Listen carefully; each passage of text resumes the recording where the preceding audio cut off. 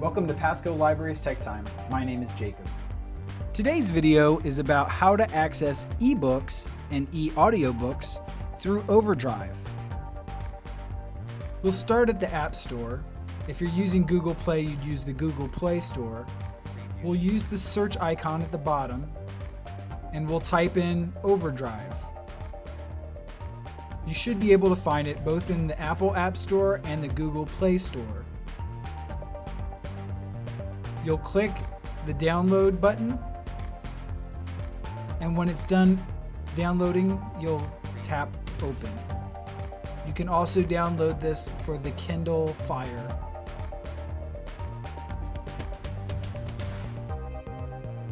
So now that we open up the app, we're going to sign up. Tap there. We're going to tap sign up using library card. We're going to enter Pasco County and then tap the go button to the right. We'll select the one from the list that says Hudson, Florida. We're going to use the drop-down menu to select Pasco County Library System, and we're going to put in our library card number. You're going to want to put in the whole number, no spaces, all of the digits. When you're done entering your library card number, you're going to tap the sign in button. Just tap the blue button that says sign up. Once that's completed, you're going to tap add a library. Again, we're going to put in Pasco County. And we're going to tap the search button underneath it. Again, we're going to select the entry that says Hudson, Florida. We're going to tap where it says Tampa Bay Library Consortium, and it will take us to the home page. Once there, we're going to tap the sign in the top right-hand corner. Again, we're going to select the drop-down menu and select Pasco County Library System. Tap the go button. Enter in your library card number. Again, all the digits, no spaces. If you leave the checkbox at the bottom checked, it will remember your number from now on. You won't have to enter your number again. Once you've completed that, you'll tap the blue sign in button. Now, we can browse, we can search by category, we can look through. Again, the black symbol means that it's checked in, the gray symbol means it's checked out. We'll select the borrow, we'll go to checkouts. We'll tap download, we'll select EPUB ebook and confirm and add. Once it's done downloading the title to your app, we're going to tap the menu in the top right left-hand corner that looks like 3 dashes. We're going to select bookshelf. And then if we tap on the title, we can begin to read. You can swipe the screen like you would swipe pages.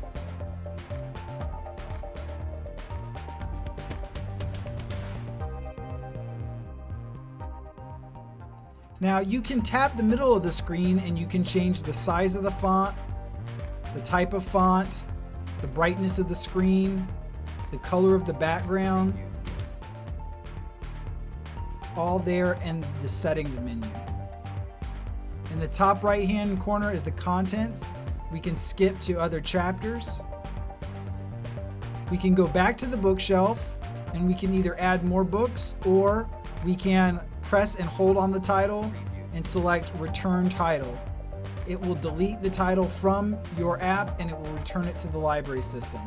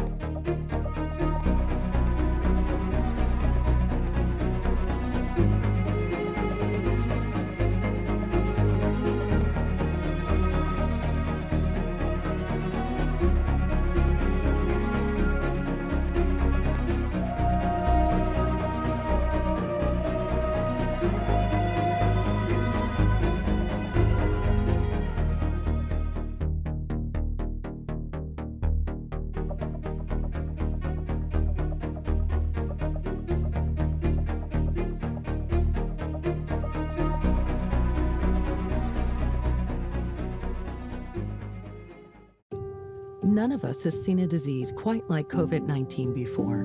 But as your county health department, protecting the public's health is what we do. So we know it's up to us to be a leader in the fight against this deadly virus. The incredible people who make up the health department have been on the front lines throughout this pandemic, providing guidance and vital information to the public, offering drive-up testing throughout the county, performing contact tracing to slow the spread, doing whatever it takes to defend against the coronavirus. For our dedicated staff, that means working long hours, being in harm's way, sharing responsibilities, juggling work and family, and they do it all selflessly and with a smile because they care about you, about me, about our community. COVID-19 may be with us for a while, but as long as it's a threat, our team will be there fighting back because nothing is more important to us than your health.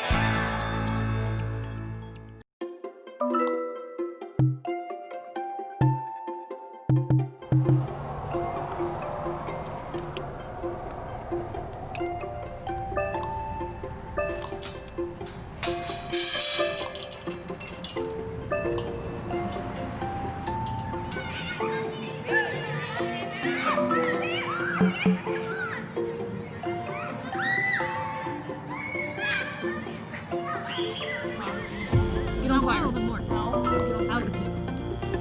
I like mine on fire. Yes. There's some marshmallows.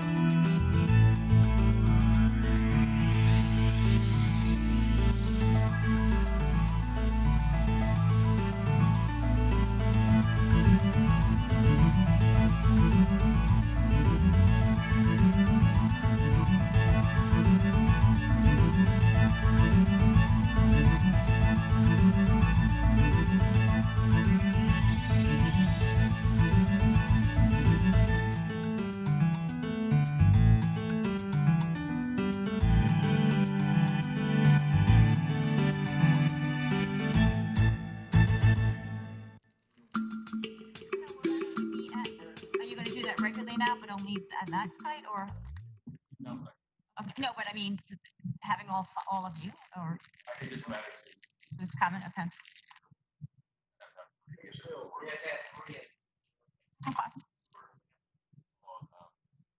virtual hybrid. Hybrid, yeah, hybrid.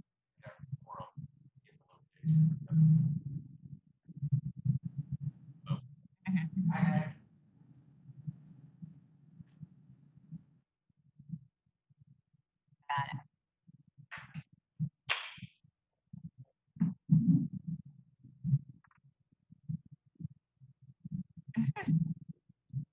I know, that's what's gonna happen, right? When we all, at least many of us that go back and forth on both sides, and we haven't done it. Be a while. We're live, guys. Okay. Waiting for quorum, correct?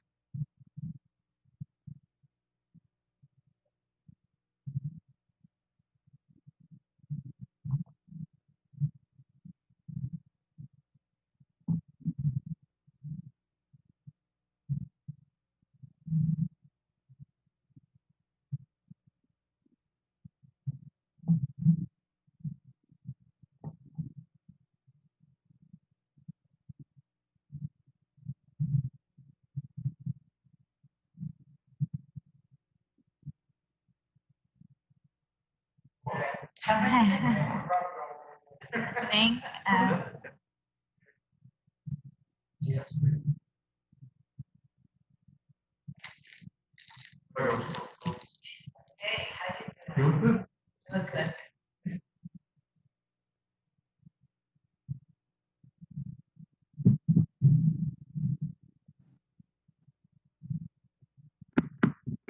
Good morning, everybody. I'd like to call this meeting of the Pasco Metropolitan Planning Organization to order.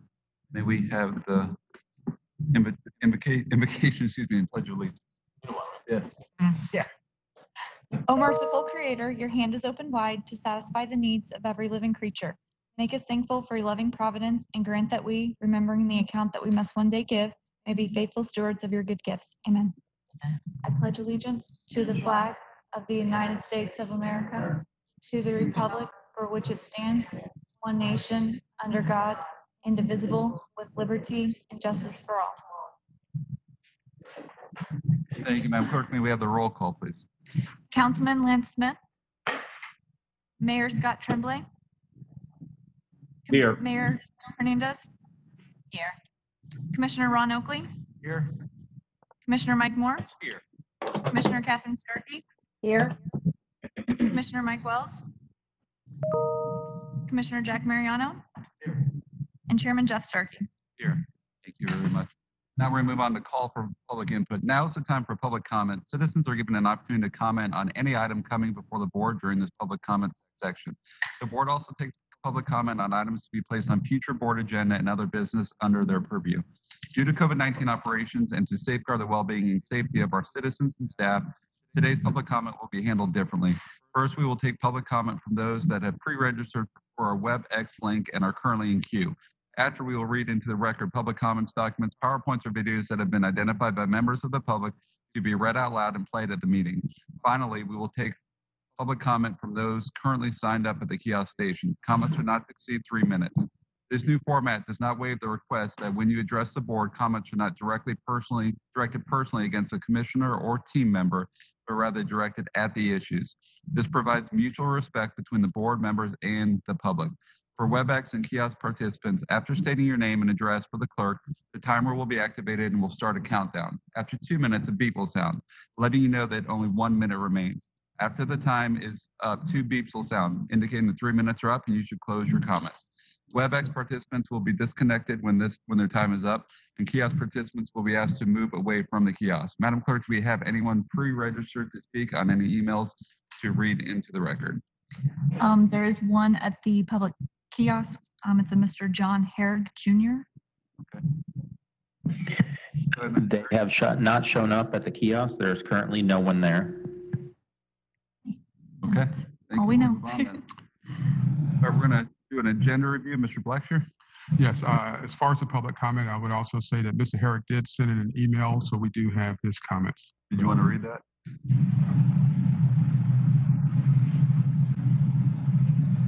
can read them.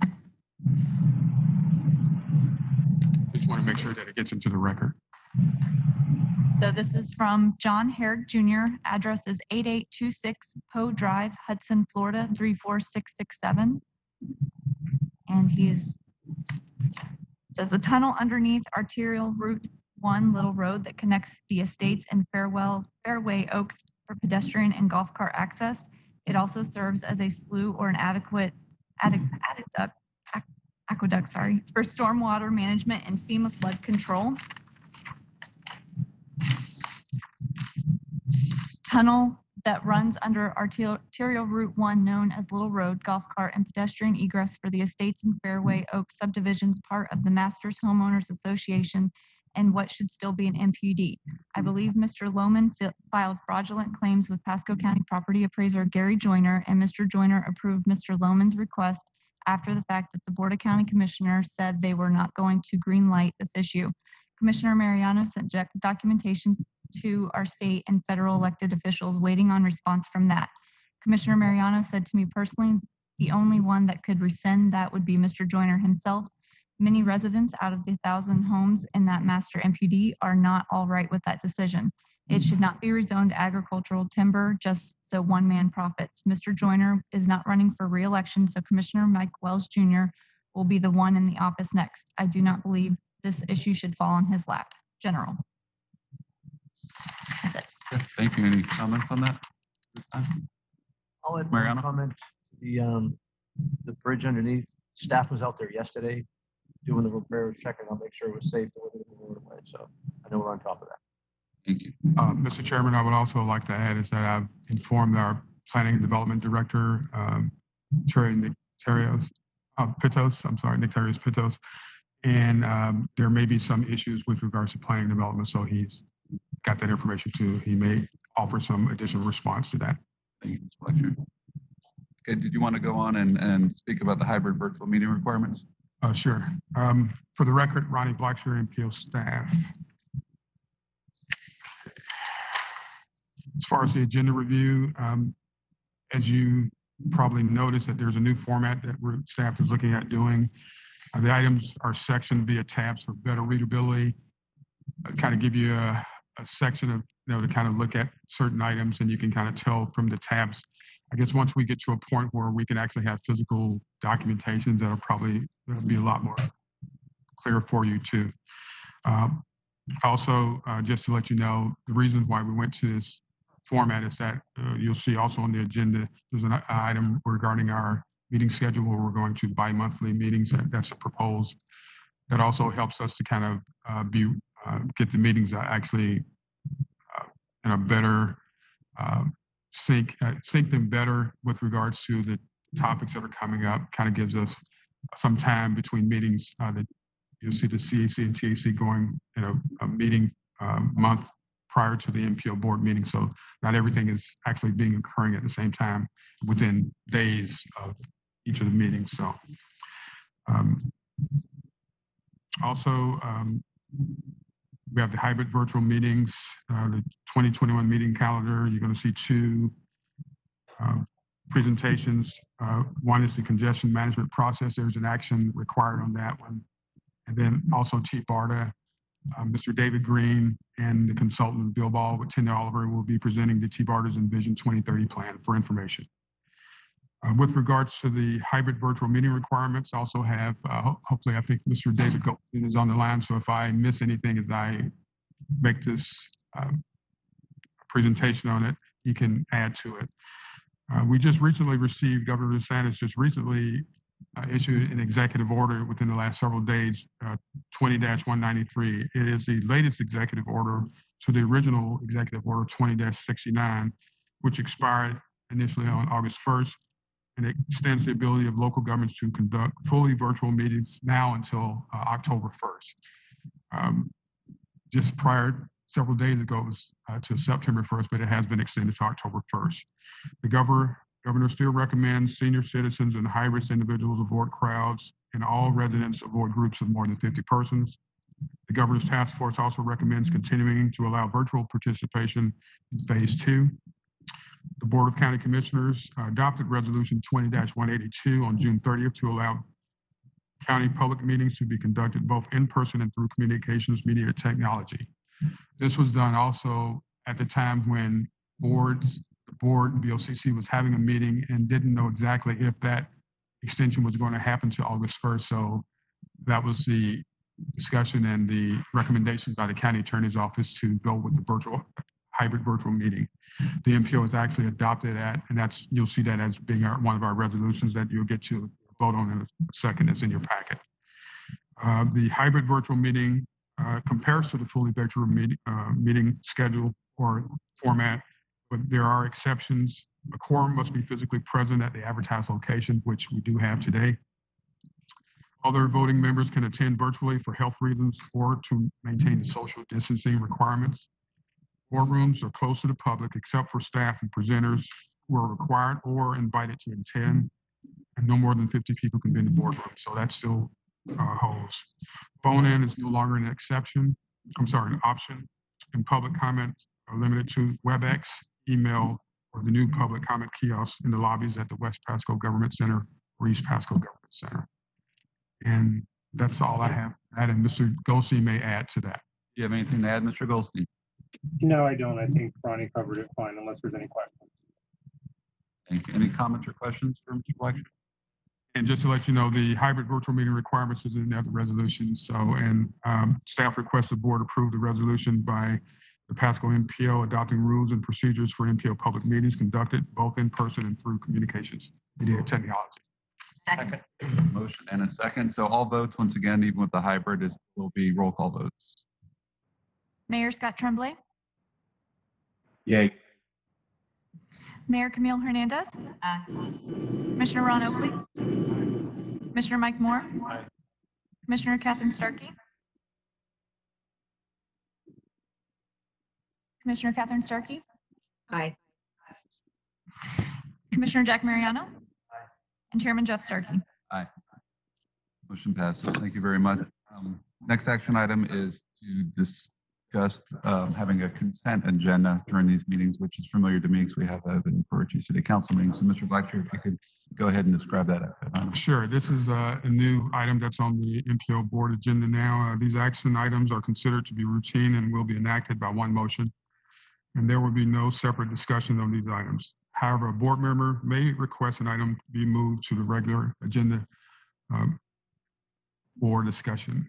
And right now, the thing that we have on there is the approval of the minutes from June 11th. So are we going to vote number one to approve having a consent agenda and then to also approve this consent agenda? No, just on the First. items. Okay. Any questions or comments for Mr. Fletcher? Move approval of minutes. We have a second. First. We have a first and a second. Madam Clerk? Mayor Scott Tremblay, Aye. Mayor Camille Hernandez, Commissioner Ron Oakley, Aye. Commissioner Mike Moore, Aye. Commissioner Catherine Starkey, Aye. Commissioner Jack Mariano, and Chairman Jeff Starkey. Aye. Motion passes. Next action item will be approval of 2021 meeting schedule. Yes, sir. As mentioned earlier, the staff, in conjunction with the board, as you recall, at our June 11th meeting, I brought the idea of looking at going to a bi-monthly meeting, and the board the consensus was that we, should look at doing so. And beginning for the 2021 calendar year, presented in front of you is the meeting schedule with the CAC and TAC starting out in January. The board meeting will be in February, and then we'll just alternate each month. Just one clarification on that: October, November, the CAC, TAC, and the board will be in the same month for that. That's due to the, and we also work with our partners too, the FDOT District 7, their tentative work program, as far as we want to make sure that the CAC and TAC also has the opportunity to vote and review that tentative work schedule program. And so we had to move that to November so that they'll get that opportunity. And that's also part of our public participation plan. So we're gonna make sure everyone is, we're doing things decent and in order. So that's the reason just that meeting is for when it's gonna be in the same month for November. Understood. Any questions or comments regarding the meeting schedule for 2020?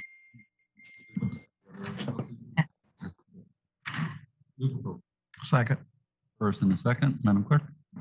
Mayor Scott Tremblay, Aye. Mayor Camille Hernandez, Aye. Commissioner Ron Oakley, Aye. Commissioner Mike Moore, Aye. Commissioner Catherine Starkey, Aye. Aye. Commissioner Jack Mariano, and Chairman Jeff Starkey. Aye. Motion passes. We're going to move on to presentations. First is going to be congestion management process. Mr. Fletcher.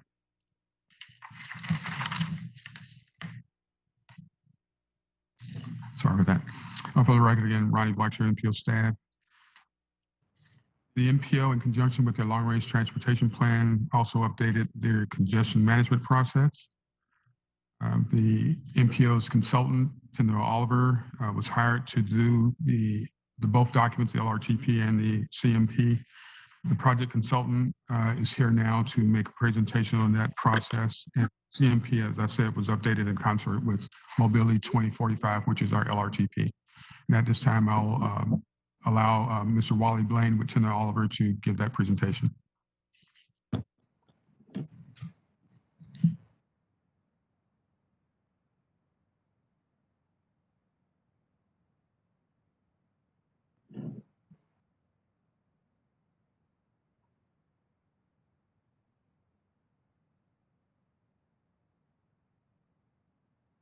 Sorry about that, Wally. Go ahead. All right, great. Thank you. So this is Wally Blaine with Tyndall Oliver.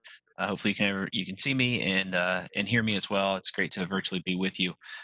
So the congestion management process as part of the MPO's planning requirements really looks at identifying near-term congestion issues and what are strategies that can be done to kind of not look immediately at capacity projects, but what are the opportunities we have from a multimodal system, even from intersection operational standpoints, to address some of our congestion issues.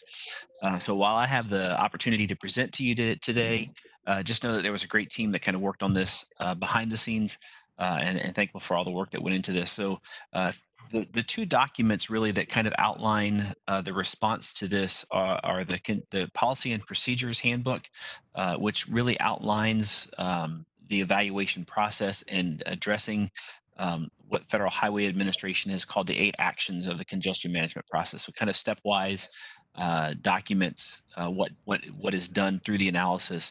The State of the System report then kind of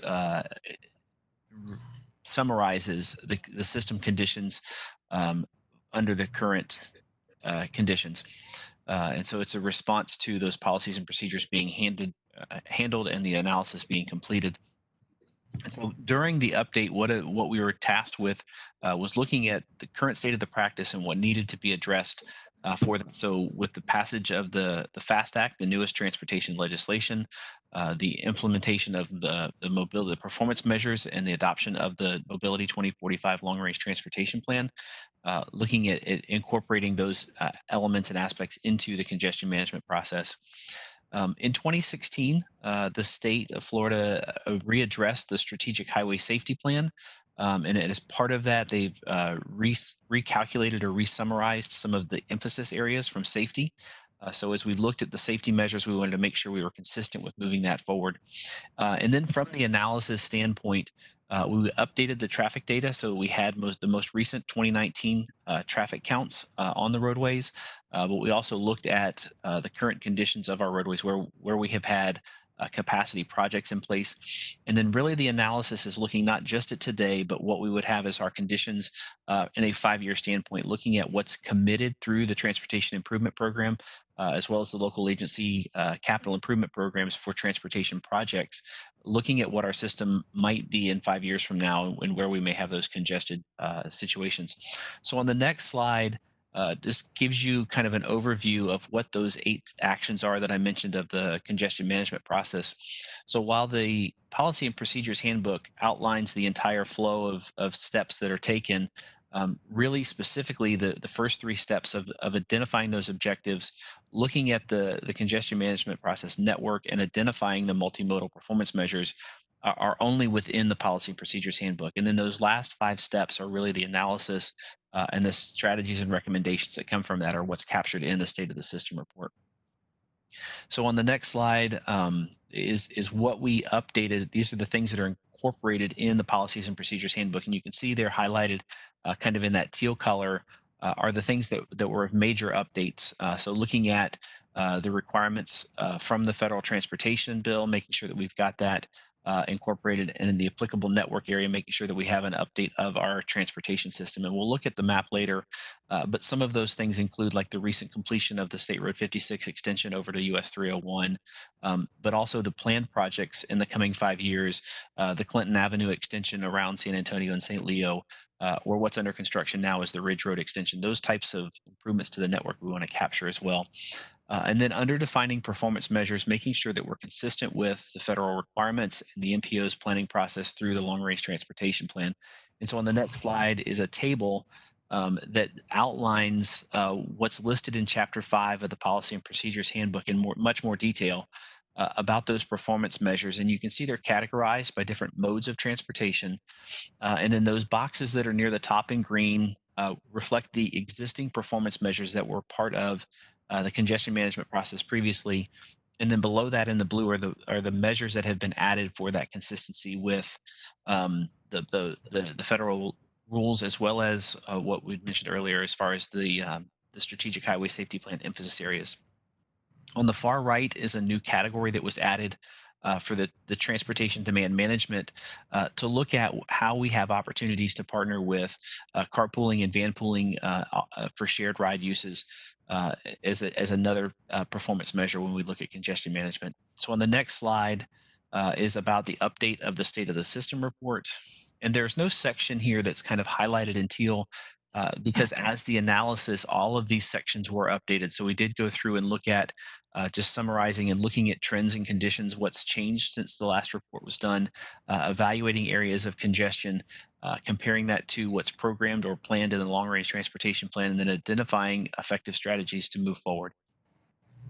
So the next slide is a graphic illustration that comes from page 6 of the State of the System report to just do a summarization, really graphic way, instead of just looking at tables and numbers, which we have as well, but a way to kind of illustrate where the state of the system is when it comes to the different modes of travel. And so whether that's on roadways with automobiles or public transportation, also looking at freight conditions and the safety of our roadway as well.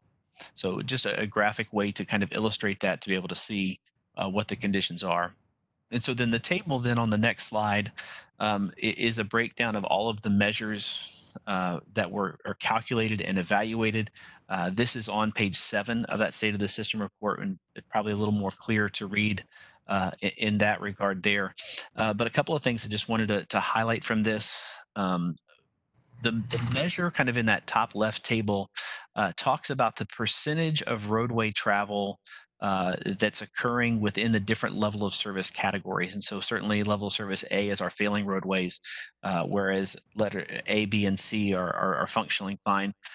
What we see is that the miles of roadway between 2014, the last time the data was analyzed, in 2019, the actual miles of roadway on a percentage basis have gone down as a part of the system.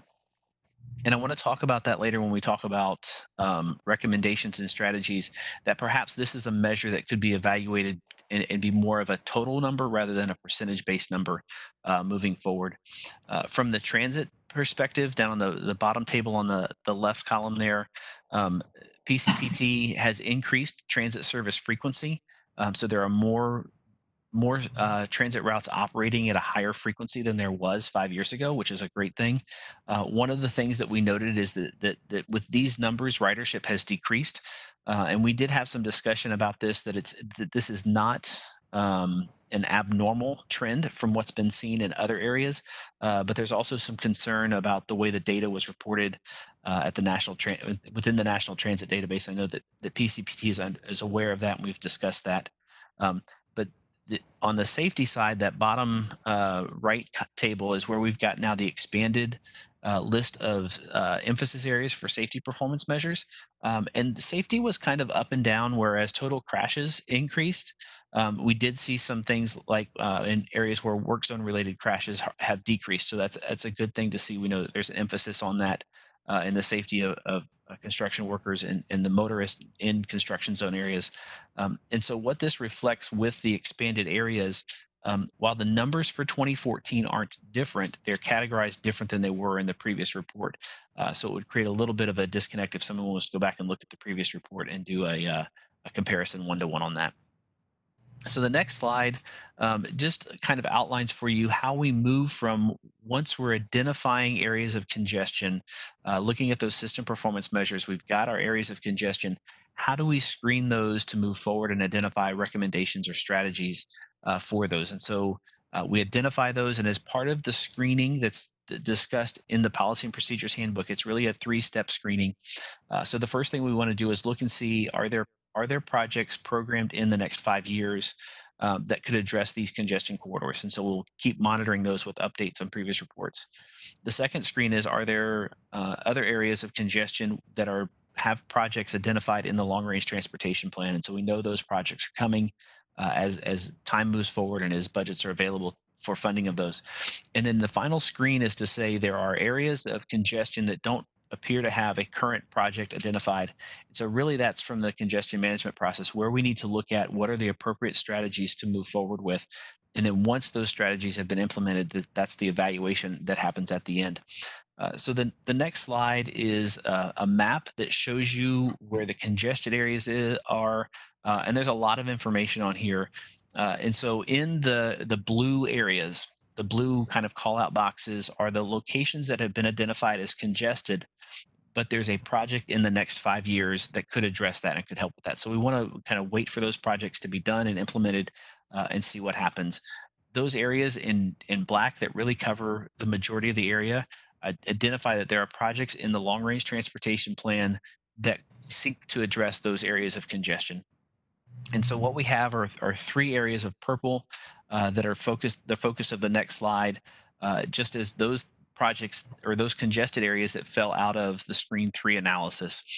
So on the top, you've got the portion of County Line Road between Shady Hills over to US 41. On the south, you've got the portion of Gun Highway that extends from State Road 54 down into Hillsborough County. And over on the east, you've got the combination of Lock Street over to US 98, and then down around the bypass around Dade City. It shows up as the third congested area. So I want to talk about some of these a little bit here and let you know that we did have some good discussion with the Technical Advisory Committee earlier this week just about the Lock Street US 98 bypass around Dade City, also with the Citizens Advisory Committee identifying and recognizing the safety importance of that area and intersection improvements that are needed in that area. On the north side, we did have some discussion about County Line Road and perhaps some other intersection projects that are programmed. And I know your staff has reached out to Hernando as well and discussed with them what's programmed on that end. So we'll make sure that we update those opportunities and the things that are there. And then the discussion about Gun Highway really focused on just the concern and the connection down into Hillsborough as a constrained corridor where the county and the MPO have worked to do as best they can with the operations around that area. So on the next slide then is kind of our summary tables. And again, there's a little bit more discussion and emphasis on in the State of the System report to talk about these areas. And we'll certainly update those with the information that we received from the committees when we finalize the report. But the strategies really we're limited in some of our opportunities that we have here. And so when you look at Gun Highway, really it's about, are there ways to address some of the transportation demand? Can we find ways to encourage folks to lessen the number of single occupant vehicles or change their travel patterns through those strategies? Or are there intersection projects that can be completed or additional work that can be done in that area? That's very similar to the Lock Street US 98 bypass around Dade City as well, in coordinating those potential opportunities. On County Line Road, in addition to the things that may be in the works now in coordination with Hernando, really the strategy there, we think that it is most effective would be to add additional lanes for that corridor. And certainly we know that there's been a longstanding discussion and coordination with that about the appropriate way to move forward. So we tried to recognize that as best we could. So the final slide I have gets into some additional recommendations, and clearly these maps are small in nature. On the right-hand side, But the intent here is to illustrate that the map on the top was the congested corridors when this analysis was done 5 years ago, and the map on the bottom illustrates the congested corridors that are based on the current analysis. So remember when we said on the performance measures, the percentage of roadway miles operating at level of service F has decreased as a percentage of the roadway miles. When we look at the actual areas of congestion, what we find is circled in black on the bottom map, there are 8 areas where the level of service actually improved. Actually was worse than it was previously, and 3 areas where the level of service improved. And so when we look at kind of the net difference, we have some new areas that are showing up as congestion. Most of those have some type of project programmed, but as a total number, the congested areas are seeming to increase. And I think part of why the analysis shows up now and says that our percentage of roadway miles are decreasing is because of the expansion of the system that's either happened in the last 5 years or is programmed to happen. So again, thinking about the extension of State Road 56 is a freely flowing corridor. It's not congested, and it's a new corridor.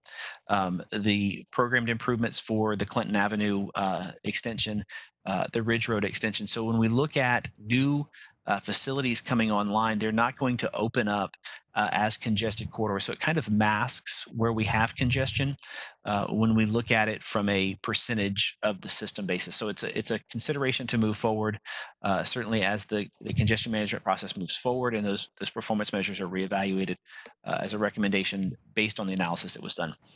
So with that, I will kind of wrap it up and see if there's any questions from any of the board members.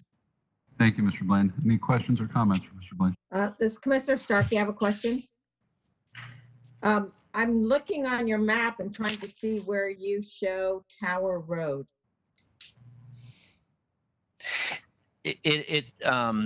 Because the map at this scale is so small, it's probably not clearly visible.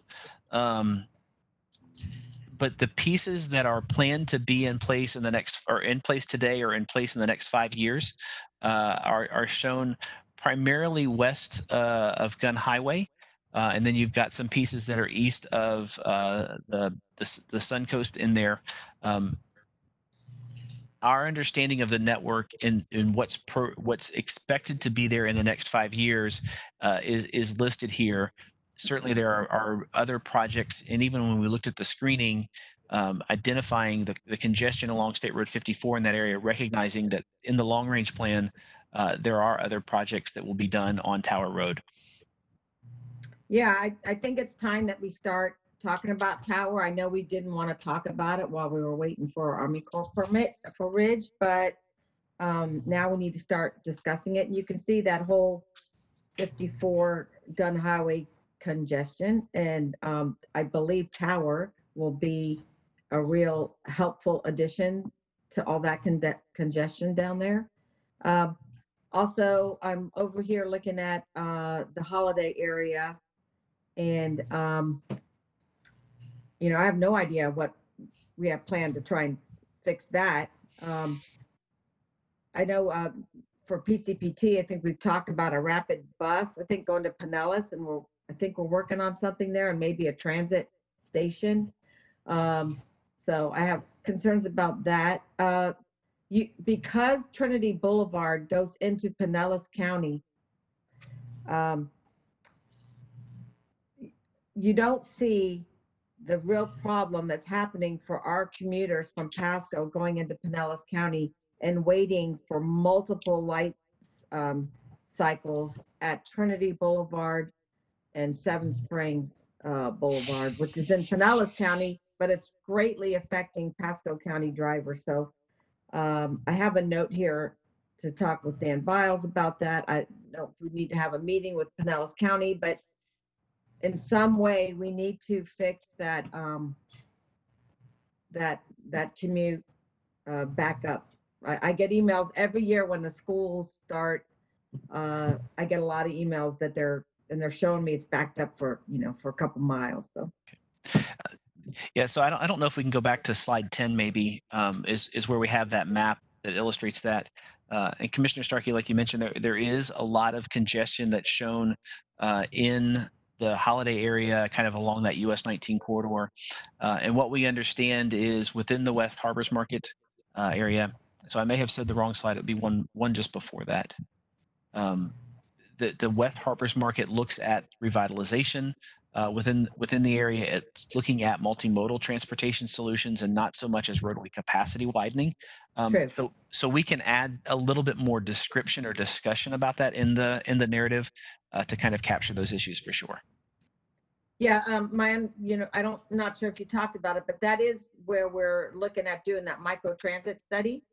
And I'm not sure if that was featured in your report. And I would have the question, where are we on that study? With I think Ford to do that, those little buses that go around just in that area, or little cars. So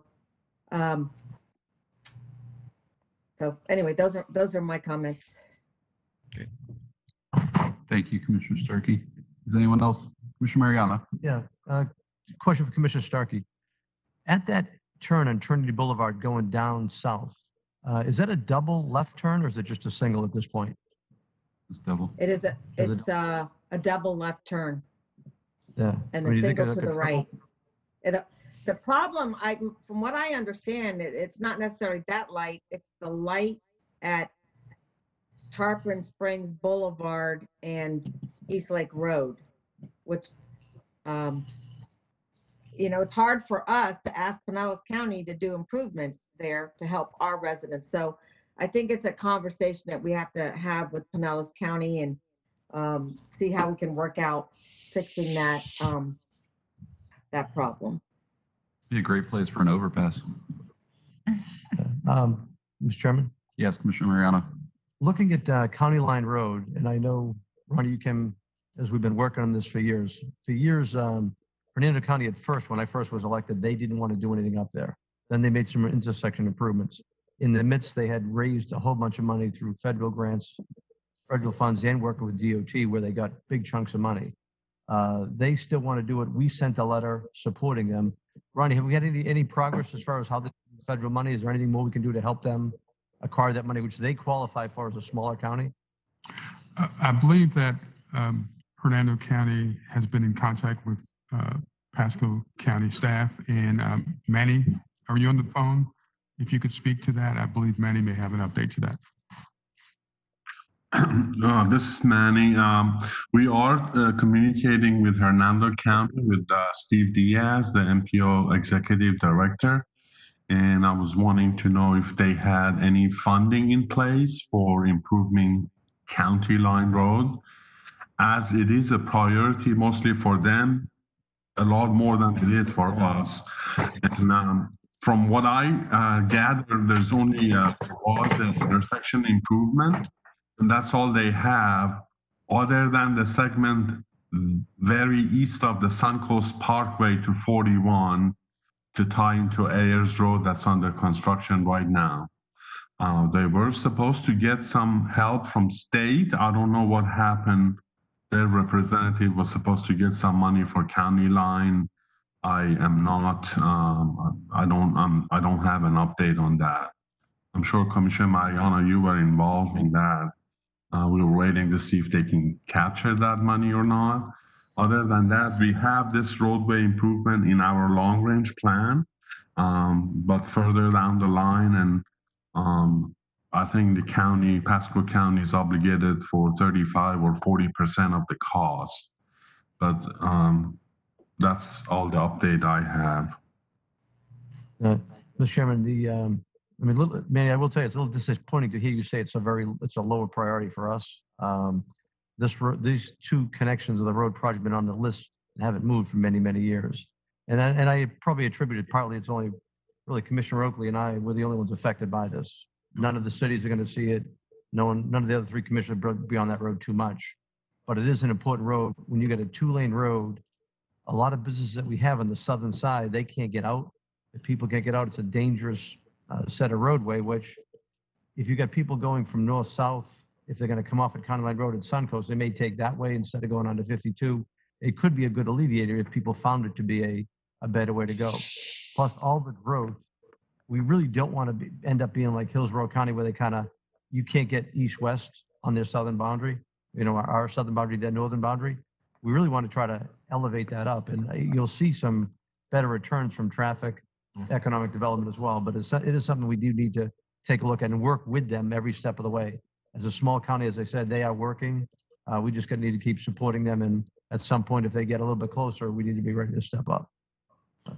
Okay, I'll stay in touch with Steve Diaz, my counterpart over in Hernando, and make sure that County Line Road is still, in the works. Commissioner Oakley, go ahead. Yeah, I've traveled on Ayers Road there to 41 and gone north several times. And I've been noticing that road, and I think Manny just brought it up. I don't know what road that is, but I've noticed they're working on a new road there across from Ayers that's going back across to the west. And I wonder if they're doing that to alleviate some of that traffic over there on County Line Road. So it's a route I'm not aware of, and I don't know where it ends up. I don't think it goes to, I know County Line Road goes to the Sun Coast, but I'm not sure where this other road goes. So Commissioner Oakley, this is Manny again. So this is a new realignment for County Line, bends mostly into Hernando County and ties into Ayers Road at 41. It's a new alignment for County Line. Oh, that's what that is I'm seeing? Yes, sir. Okay. So it comes back into County Line Road somewhere around Suncoast, or? No, it ties into Ayers Road, which is a little bit north of County Line with Pasco. Okay. I know it ties into Ayers, but where does it go to the west? Where does it end up? So it ends up on County Line, east of Suncoast Parkway, in the existing County Line. So you'll be going, if you go east on County Line, you go past the Suncoast, and within, I guess, maybe about a mile, then it starts burning northbound to go into all of it in Hernando and ties into Ayers Road. Right. Okay. I've been noticing that construction along there, so I wasn't sure exactly where it went west. So you're telling me, so that sounds good, but there's still probably issues with the county line, so we'll probably need help to get that widened. So, yeah. Commissioner Mariano? Yeah, Commissioner Oakley, he is right on the money. They have put that on the road just because, I will say that they've said because they didn't see any help from us or any involvement from us. So rather than working on county line straight improvement across, they said, well, we're just going to go make it better for us to connect to the north. Yeah. But if we can work together, we can make that go across. And the great thing is from Suncoast to 41 is only about a mile. Yeah, it's not that far. It's an easy connection to make. And now you just got the other connection going across. It's really not a bad way to go for us down the road. Right. All good points. We know the population is heading north, and we've talked about being proactive rather than reactive. So I agree if we could work with Hernando County on that County Line Road way ahead of time rather than dealing with congestion, once everything's built up that way. So any other comments? Mr. Blaine, thank you very much for your presentation. We appreciate you joining our meeting. Absolutely. And Mr. Chairman, just a reminder, this is an action. We're asking the board to kind of accept the state of the system report and the policy and procedures handbook update. Entertain a motion. That's a very good report that you made today. I appreciate it, and I'll move approval. We have a first and a second, Madam Clerk. Mayor Scott Tremblay. Mayor Scott Tremblay. Mayor Camille Hernandez. Aye. Commissioner Ron Oakley. Aye. Commissioner Mike Moore. Commissioner Catherine Starkey. Aye. Commissioner Jack Mariano. Aye. Chairman Jeff Starkey. Aye. Motion passes. We'll move on to T-BARTA Envision 2030. David Green, in attendance. David was unable to make it. This is Chris Giannantis, T-BARTA staff. Good morning. Good morning, Chris. Go ahead. This past June, the T-BARTA board adopted our 10-year transit development plan called Envision 2030. This has been about a 16-month process that we have worked closely with the other transit agencies, including Kurt Scheibel at PCPT. Vet Kurt is the chair of T-BARTA's Transit Management Committee. Our consultant, Bill Ball from Tyndall Oliver, is with me to give the PowerPoint presentation, and we can answer questions you might have. With that, I'll turn it over to Bill. Good morning, Mr. Chair, members of the board. This is Bill Ball with Tyndall Oliver. Again, pleased to be here to present the first ever regional transit development plan for the Tampa Bay area. Next slide. So what is Envision 2030? The bottom line is putting together that vision and a strategic blueprint to work towards that vision, working together as a region. It's also a good, useful tool for T-BARTA to use for funding, as well as to promote the services it provides today and the services it will provide in the future. Next slide. We did work with a lot of partners throughout the area, including the 5 local transit operators, including PCPT, as well as the MPOs and the Florida DOT. You can see the existing local services that are provided by those 5 transit operators in the map on this particular slide. Next slide. So why are we doing this? Well, we put together in the plan a series of benefits and values that T-BARTA strives to contribute to moving toward over time. Some of these are making progress today. More importantly, a more robust regional transit investment is really needed to move the needle on these items. I'm going to talk about a couple of these in more detail in the next 2 slides to give you a flavor for some of those benefits. Next slide. The first one is regional job access. Analysis was done to look at if Envision 2030 would be implemented. Its impact on job access would be substantial. There would be a significant increase in the number of jobs that the average resident would have access to throughout the region. And that's particularly true for the low to moderate income areas in the region. Next slide. The next one is in regional competitiveness. You may be familiar with the Tampa Bay Partnership. They do an annual assessment of how Tampa Bay ranks with other regions around the country. Unfortunately, Tampa Bay ranks fairly low in a number of categories that are important to transit and transit investment, including transit supply and transit use, as well as affordability of housing and transportation. So the thought is that a more regional transit approach would help combat and make the region more competitive with other regions around the country. Next slide. We did have significant public and stakeholder engagement over the past year and a half. We reached well over 10,000 people through the various techniques that are indicated on this slide. Feel pretty good about how the public outreach process had an impact on where we came together with the regional transit vision. Next slide. Now, T-BARTA has 2 top priorities, and this has been real important to try to balance the regional priorities with local priorities. Number 1, we're looking to increase the total transit funding that comes to the region, increasing the total pie, whether it be funding for regional services or local services. And then secondly, working with our local partners about putting together consensus for how T-BARTA can help best support that progress towards the regional transit vision. Next slide. We did want to learn from other regions around the country. In particular, we identified 6 other regions where we could learn what their regional approach to transit is all about. And we picked these because they've been traditionally much more successful in securing federal transit funding. So we looked at the concepts and the approaches they've taken to see which of those might have applicability for the Tampa Bay area. Next slide. We didn't reinvent the wheel either. There's been a lot of work done by the local transit operators, by the MPOs, by previous work done by T-BARTA. We used all of that information, as well as the public outreach and our technical work, to put together the vision that we have in place in the presentation today. Next slide. And this is that regional transit vision, and it gives you a sense of the diverse transit services and transit investments that are indicated throughout the region, providing connectivity, whether it be express bus services or future passenger ferry services, or even rail transit corridor services, as well as the regional rapid transit investment that's being evaluated in greater detail by T-BARTA today, which is that regional rapid bus connection between Wesley Chapel, downtown Tampa, West Shore, and across the bay to downtown St. Pete. Next slide.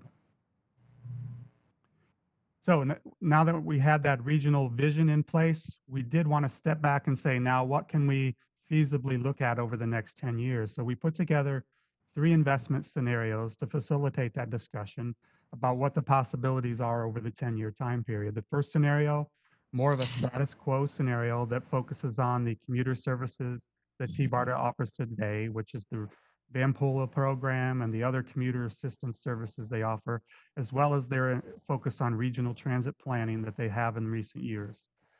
Second scenario is the low impact. This is where the T-BARTA would continue to pursue additional funding to come to the region, which they in turn could provide to the local providers to further improve the existing regional express bus services that are being provided today. And then the third scenario, that's the high impact. This is the more significant transit investment scenario, which includes the first phase of regional rapid transit, as well as 4 new express bus routes that would provide connectivity amongst the 5 counties in the region. Next slide. This gives you a sense of what that scenario 3 would look like if we were able to fund and implement that scenario, recognizing that today this scenario is not funded with existing revenue sources. Next slide. So the important discussion then becomes is what the cost is and what funding is currently available with existing revenue sources on the operating side, and this is over the entire 10-year period. T-BARTA has about $42 million available over that 10-year period. You can see the cost of each of the scenarios that I just talked about. The status quo would be balanced, which is what they're doing today. And then we have the higher cost associated with the low and high impact scenarios, and you can see the deficit that exists with the existing sources that we have available. Next slide. This shows the capital side. So there's minimal capital investment in the first 2 scenarios. So we're essentially balanced there. It's when you get into the high impact scenario where there's a significant capital investment associated with those dedicated lanes in that I-275 corridor and the additional vehicles associated with that and future express bus services. So that's where we would have a substantial deficit that would have to be filled if that scenario were to be pursued. Next slide. This gives you a flavor of the existing funding that T-BARTA has today. If you look over the 10-year period, there's about $42 million in operating funds, about $10 million in capital funds, and the bulk of those funds come from state and federal sources. That's the white and blue portions of these graphs. And the local funding that T-BARTA currently has is reflected in that gold color, and that's about $5.6 million over the 10-year period. And I'll show you a little bit more about how that comes together on an annual basis in the next slide. About $550,000 is contributed by the 5 counties on an annual basis right now. That's what we've assumed to continue in the plan. And you can see where Pasco's contribution is about $83,000 of that $550,000. And that's according to population allocation amongst the 5 counties in the region. Next slide. So T-BARTA funding, that's the big question, the big challenge for the future of T-BARTA. And their challenge now is for the board and committees to work on pursuing dedicated funding from 2 perspectives. First being the funding and operation of the agency. The second being funding major regional transit projects. So at their next board meeting and committees next week, they're going to continue the discussion of the best way to collaborate with local partners on which next steps to take regarding funding for T-BARTA's future. Next slide. We did put some calls to action and recommendations together to support that discussion, and they're organized into the 3 areas indicated on this particular slide. I'll talk briefly about each one. Next slide. First is the policy. The board did adopt Envision 2030 back in June, and so we're getting around to present to all the commissions and MPOs throughout the region as we speak. So the challenge is to do a better job of educating the partners on the plan and getting the partners on board with the plan that moves forward in terms of how we approach the pursuit of funding for regional transit. Next slide. Funding, of course, is the key there.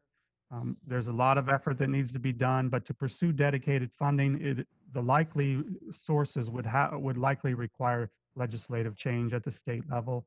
So we'll need to continue pursuing options with with the state legislature, who actually requested that T-BARTA put this plan together, to go back to them and talk about opportunities for pursuing funding for agency operations and for future projects as well. Next slide. And finally, commitment and collaboration. All of these presentations we're making today, they're information purposes only, but over the next several months, we're certainly looking to cultivate champions for the plan, looking for support from the counties as we move forward with trying to fund the plan in the future. So you will see T-BARTA coming back to approach the MPOs and the county commissions as the best way we can collaborate on future opportunities for the regional investments in transit. Next slide. This is just to reiterate the values and benefits that I mentioned early in the presentation. Bottom line is taking a more regional approach that increases connectivity, improves job access, and ultimately has impact on quality of life and economic development in the region. Next slide. So when the board adopted the plan back in June, they essentially did three things. And I want to clarify what those three things are. Number one, they adopted the regional transit vision as I presented today, with the understanding that it's unfunded with existing revenue sources. Number two, they adopted the status quo scenario because it's the only scenario that's funded with available revenue sources. They wanted to make that clear. And then number three, they did support continued evaluation of those calls to action so that we can look at opportunities to increase funding and pursue those higher impact scenarios over time. Next slide. Next steps are presenting like we are today, getting the word out about Envision 2030, responding to questions and comments, and then just informing you that to stay tuned for future opportunities to collaborate with T-BARTA, as they will be approaching you in the future at some point. Next slide. So for more information, you can go to the T-BARTA website as well as the Envision 2030 webpage, where you'll have the detailed report as well as an executive summary that you might find visually appealing to look at it, with a high-level summary of the recommendations that I talked about today. With that, Chris and I would be glad to answer any questions that you may have. Thank you very much. Any questions? More? Yeah, thank you. And thanks for being here. You know, I sat on T-BARTA previously, and Commissioner Starkey sits on there now. I know she's doing a great job advocating for Pasco County, and that's greatly appreciated. I just want to go over a few things and a couple things that not concern me in your plan, but concern me in discussions that are going on in the T-BARTA meetings, in the TMA meetings, and actually in the Hillsborough County Commission. And I'll obviously allow Commissioner Starkey and or Commissioner Mariano to jump in at any time if you feel there's a need. I've been following this very closely because I've been an advocate for what we call now regional rapid transit, right, which was one time BRT. And we talk about being regional on a regular basis. We've talked about that more and more, especially over the last few years. And I feel that's coming together, and we're doing a better job as a region working together and seeing the benefits across the entire region, instead of being so parochial that we just think about ourselves. But I do have some concerns because, and I don't mind saying it, you know, you have one commissioner in Hillsborough County that constantly wants to go against the grain and wants to fight your plan, wants to fight what seems to be, to me, the large majority of members on T-BARTA or TMA or, you know, involved in the region want to see moving forward. And so my concern is, during this process, you know, this can't be held up anymore, right? We need to continue to move forward. So if we continue to react to one individual or a small sector of the population in this entire region, because there's a few people that don't want to see this, we're just going to continue to hold things up. So, I mean, I actually have some notes. I know that, and again, I appreciate both Commissioner Starkey and Commissioner Mariano for all your efforts and your continued being advocates for this plan. But just looking through like some of the TMA notes and watching this online, again, it always seems to be a battle with this one commissioner in Hillsborough County. she dislikes the T-Barter plan, believe it focuses on obtaining more funding for operating expenses than capital. She refers to it as a parking garage plan. Well, we talked about this here in this area.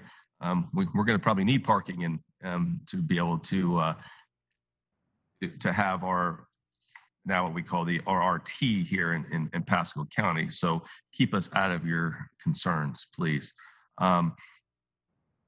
Commissioner Starkey, I know you had asked about, you had asked some questions and had some back and forth and, on this subject matter. And again, I sincerely appreciate all your efforts. And Commissioner Mariano, you mentioned some things too. Maybe there need to be a study to look into this a little closer. I think you mentioned maybe even a TIF that needed to happen. But one of the things that does concern me that came up in the Hillsborough BOCC meeting this week, and they did vote 7-0 on it. They voted that T-Barter can't use any Hillsborough funding to pay for lobbyists. Well, if T-Barter is going to go to Tallahassee or DC, wherever they're going to go, and have to try to seek funds, you're going to have to lobby for them. So does lobbyist means your outside lobbyists, your in-house lobbyists? Does it mean the expenses that T-Barter staff are going to have to take on to travel to these places to actually try to secure funding? That concerns me. I don't know how they can actually vote on their portion not being allowed to pay for lobbying activities in T-Barter. How is that even possible? How is that even legal? I don't know. I'd love to hear the answer to that. But so when you have a pot of money that we all put in and contribute to T-Barter, all the counties, so their portion isn't used, but the other portion is going to be used for some activities, but they're allowed to decide what their portion of this funding is going to be used for. I'm highly confused on that too. So I just wanted to push that out there. Again, I want to see this move forward. I want to continue to see this move forward, but I don't think, as whether it be T-Barter or Team A, whatever groups we're in, we can't keep responding because one person is totally against this plan. That's my point. This is Commissioner Starkey. I didn't know about that vote, so and I guess David isn't on here, and I don't know if the gentleman who's speaking from T-Barter knows the law on whether they can single out what their money gets spent on. But at some point, I'm just thinking, I actually in meetings I have spoken up to say this is a regional board and you're thinking local, and that's not the place. You do that in your own MPO, but this is where you need to be thinking regionally.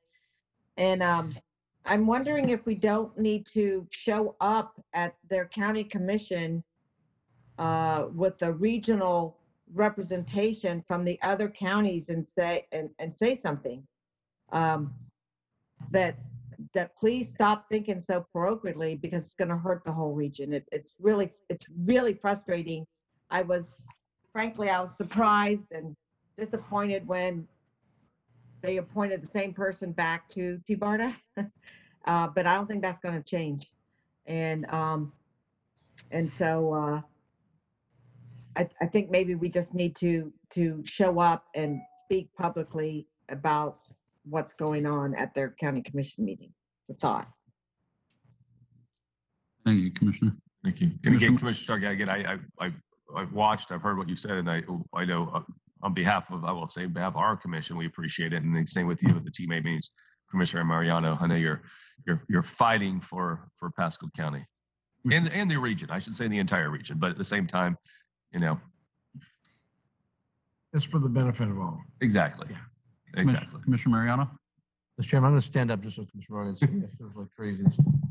And I would say Commissioner Starkey has been awesome. You've been awesome as well, trying to push this forward. So I think we just got to keep that strong voice. Pinellas County, I think, has been pretty unified. David Eggers is the chair again. I'm vice chair of TMA. So I think people understanding we're getting stuff done. Mr. Oakley, as you showed, real strong presence there as well. So, part of the things of, the big thing with the parking stations is it's crazy. Those things could pay for themselves. You just got to step into it and look at it and try to do some negotiations, do some presentations as far as who wants in and then put a proposal out there to find out who wants to bid on it. Because that's prime real estate coming up. Right. You know, just like Go Green Pinellas, they had a great plan with their plan with every area where there's a station, there's going to be more development, and that's how they're going to fund it. We can do the same type of thing here. So I think that you're right. We shouldn't listen just to one commissioner. Even though we want a unified voice, sometimes you got to push on anyway. So I agree with you 100%. That's right. Thanks, Commissioner Marion. Thank you, Commissioner. Mr. Ball, I'm sure you're going to take our input from our county back to the T-Barter regional planners. Absolutely. And One thing I'll let just them, mention, if Mr. Chair, go ahead. I just want to mention that the discussion and vote that occurred at the Hillsborough County Commission was just, there hasn't been any T-Barter board meeting or committees since that occurred. So that will certainly be discussed next week in their next round of committee meetings and the board. Thank you, Mr. Ball. Is there any action that needs to be taken on this at all? Not at all. Correct, Ms. Fletcher. Any other comments?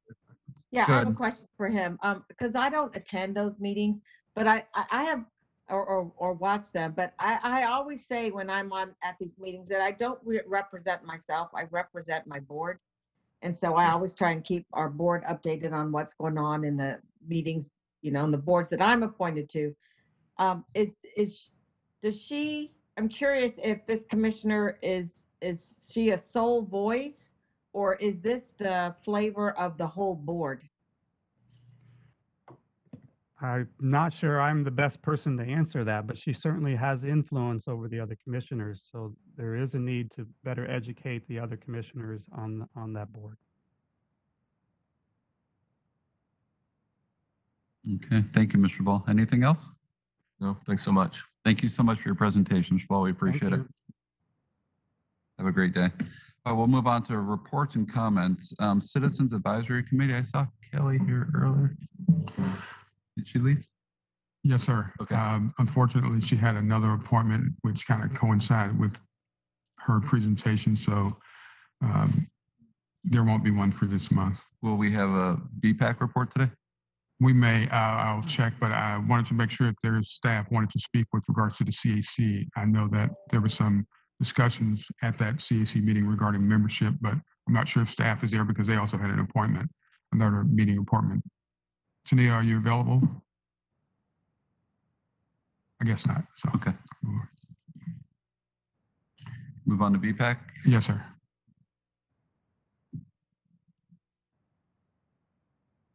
Tina, is the chairman for the BPAC committee available to speak about the meeting in June? I don't see him on, Ronnie, so I can do that. We met on June 23rd. The agenda was on there. We had a discussion about non-motorized trail counts and our Vision Zero project, which were the two main ones as well. Thank you, Tina. Any questions or comments for Tina? Question for No? Tina. Tina, has the county map been updated to show the correct amount of miles of trails that we have completed in the county?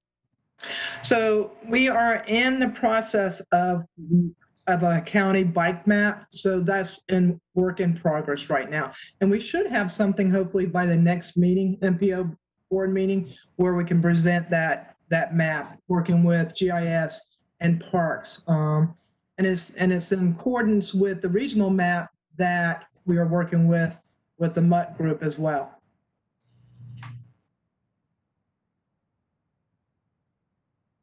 Thank you very much. Anything else? No? Thank you, Tina.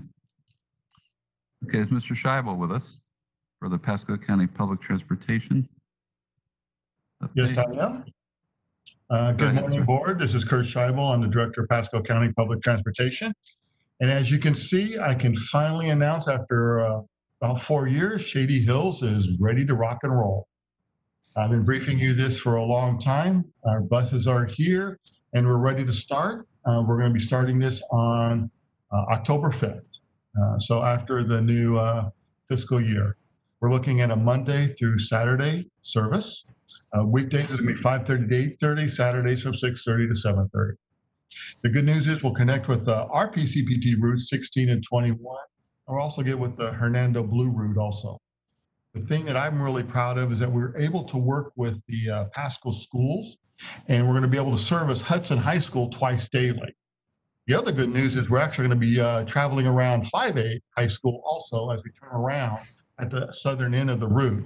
So we're hitting 2 more high schools and be able to provide bus service to the schools there to help parents get to the different events that are happening there. Slide, please. Here's the route. We'll be heading up, moving around 5A, heading over to Hicks Road, I'm sorry.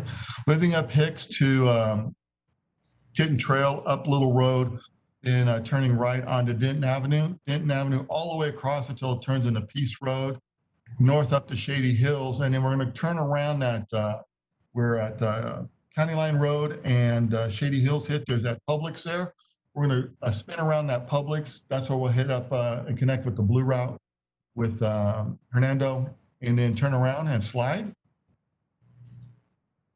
and then head back south. Exact same route heading back south. The good, some of the things we're going to be hitting is the Benson House, as everyone knows. That's going to be, I don't know if it's actually in place or it's about to be opening up there next to the Fasano shelter. We're also going to be hitting the Fasano shelter and the Pasco County Health Department on Shady Hills. We'll be hitting up there. We're looking at putting a nice bus shelters, crosswalks, all kinds of things for the people, because we know we're going to have a lot of customers going there, riders going there.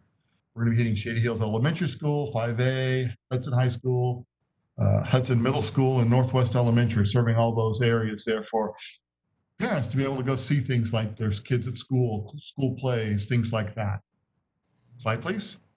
Also hitting some of the medical facilities out there, the Florida Cancer Specialist, Bayfront Health Center in Spring Hill. Slide. Again, all the educational services up there. Slide. A lot of different religious services and areas up there.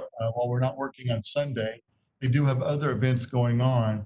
And one of the things that was, I received phone calls, was along Shady Hills, you know, there's a lot of churches in that area. They're starting to work some homeless programs up there. And they've been really interested in helping in the homeless in that area and helping us provide transportation to get them to training that they would help provide. So we've been working with some of the areas. I believe it was the Harvest Baptist Church. We had a contact up there. The phone number that I had before is no longer in service. I'm still trying to reach out to that area. Hopefully they're still working that service and how we can help them. And then slide again. Other services, of course, we're going right by Veterans Park. Hopefully we can get a lot of people out there. Hudson Estates and Hudson Hills Manor, housing of people that we know that would fill into our core clientele of people that would be riding our buses, along with the different shopping areas like Publix and things like that. Slide, please. What we're really proud of is we're going to be able to hit Hudson High School and going down, if you know, going back there around the high school football field, Cobra Way. We're going to have a stop there by the Northwest Elementary, and then we're going to have a stop over by the high school parking lot where parents can go to the school and catch the bus if they have no other way of getting there, for the kids to be able to go to events. And this is a key thing for us. I've been working with, I think her name is Betsy over there, the outreach program in Pasco schools.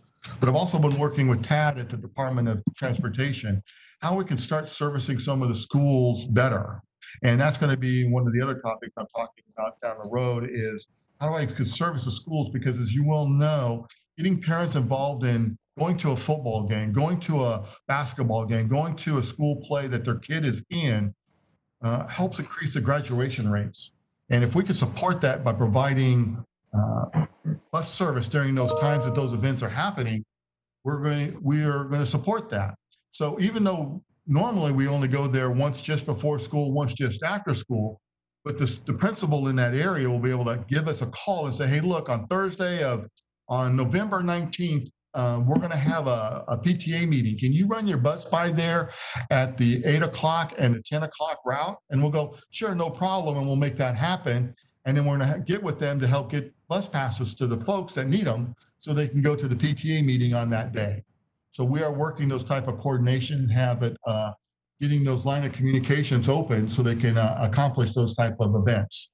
Not just there, but also at 5A and various other schools around the county. Slide, please. And of course, we're going to do a southbound too. Slide. Here's a schedule for reference. We're getting everything printed up, and then you can see the 2 times that we're going there, just before the bell, both, and just after the bell on both days. Slide again. Here's the southbound. Last slide. Anybody have any questions for me about the Shady Hills route before I go into my normal presentation? Commissioner Mariano. I've got a number for Pastor Milo. I'll send it over to you from Harvest Baptist Church. That helps you all.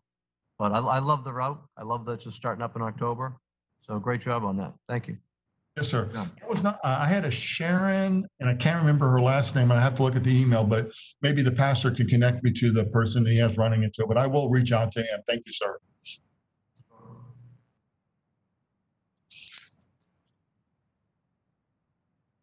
I have a question, if you're done with that part of your presentation. Yes, ma'am.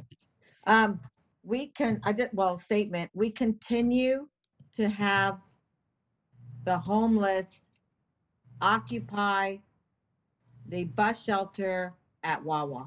It's a disgrace. I'm going to mention it every meeting until we find a solution. But one of my thoughts is to go down there and talk to the Wawa manager and see if they can fence in the property right behind the bus stop, because a lot of them hang out now behind, they use the bus stop as a backdrop when the sun is coming up on the east, and to fence off all the green space in the parking lot. And so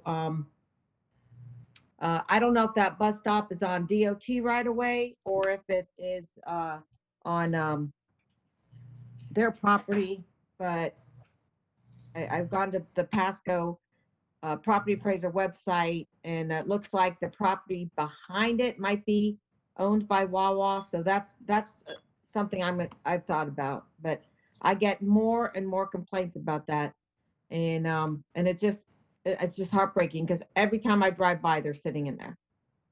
I have worked with Marcy and the Homeless Coalition. My bus drivers have pointed out some of the better times to go there to reach out to the folks. I know of one time they have got the Homeless Coalition has gone out there to talk to those folks.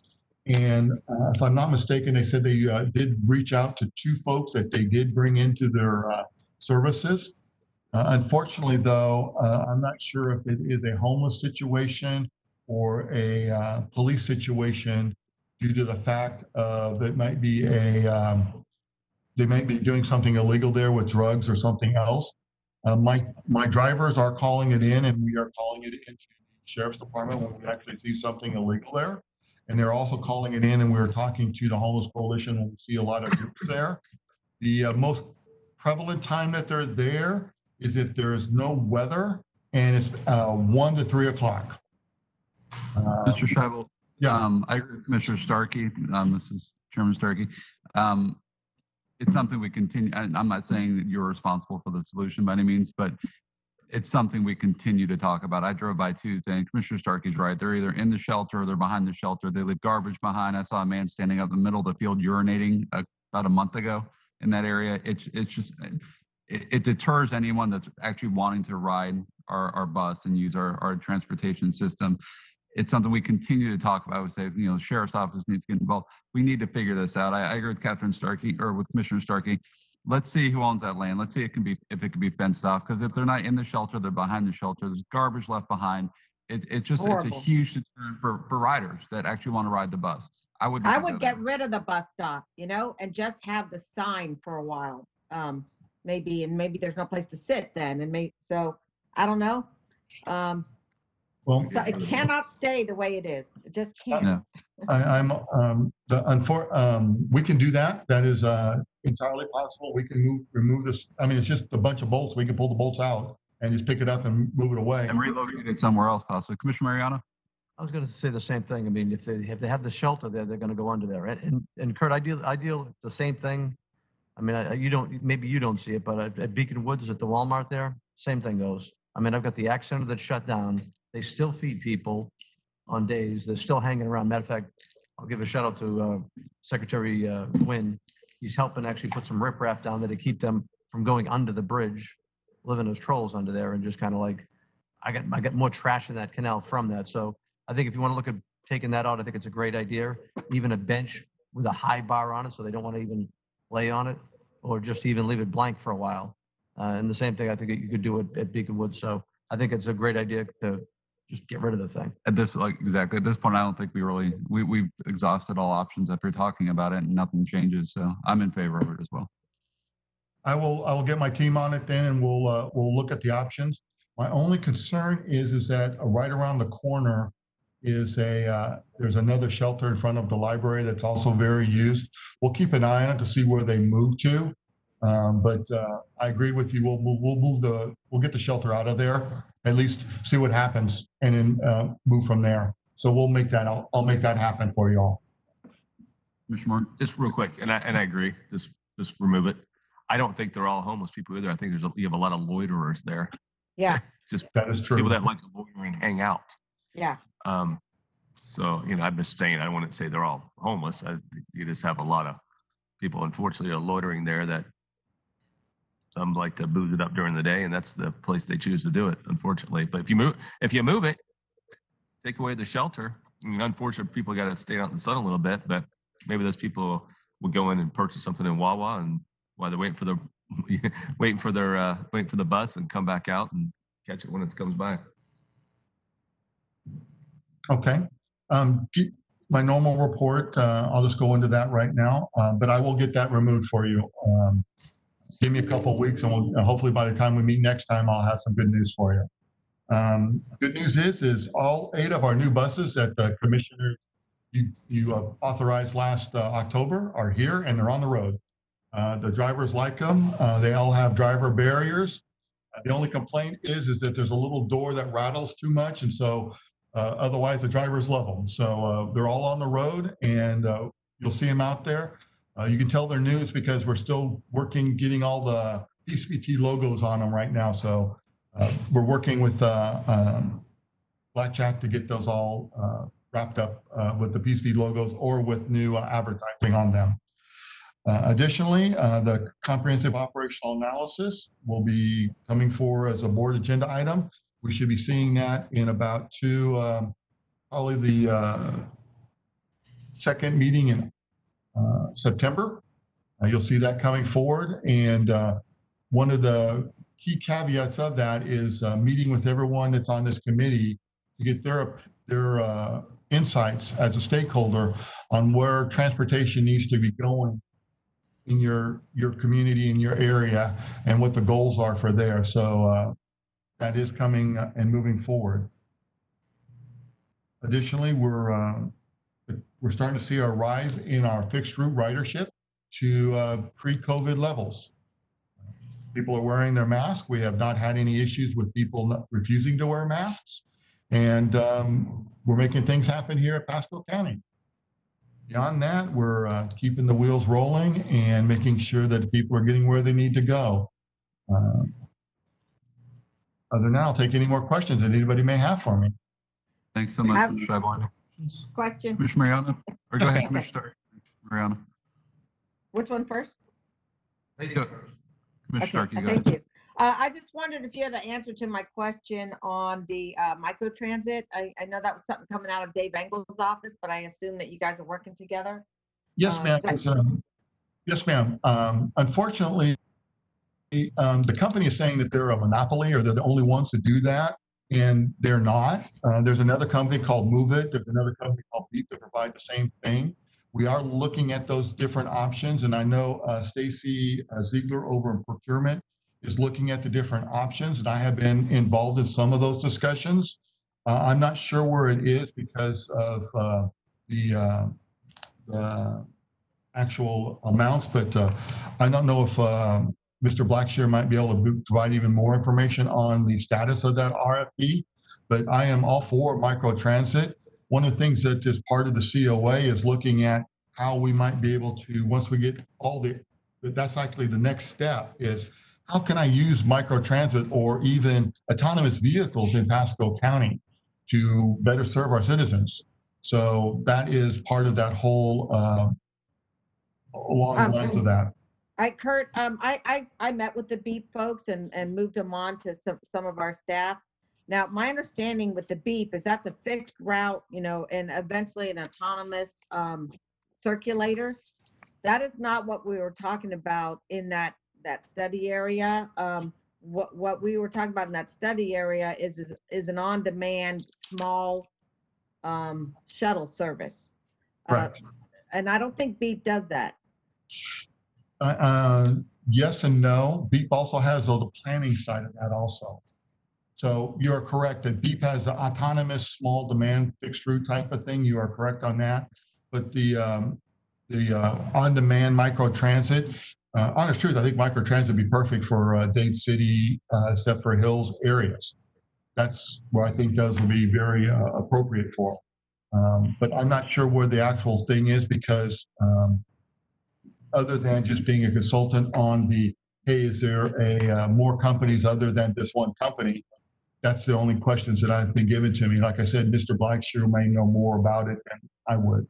All right, because I'm concerned that now we're in this black hole of nothing being done. And I think Ford had a grant that they were was willing to look at it as a study. And do we have to go out to bid to do a study, or can we just move forward to see if the concept works with the grant opportunity? I don't know, ma'am, on that. That would be, again, I would believe that'd be Mr. Blackshear might be able to provide more information on it. Like I said, I only received a small email. Hey, are there other companies out there? And I said, there could be more companies beyond just that one company. And that was about the extent of my involvement on it. Mr. Blackshear, do you want to comment? Sure. I received an email just recently from the company.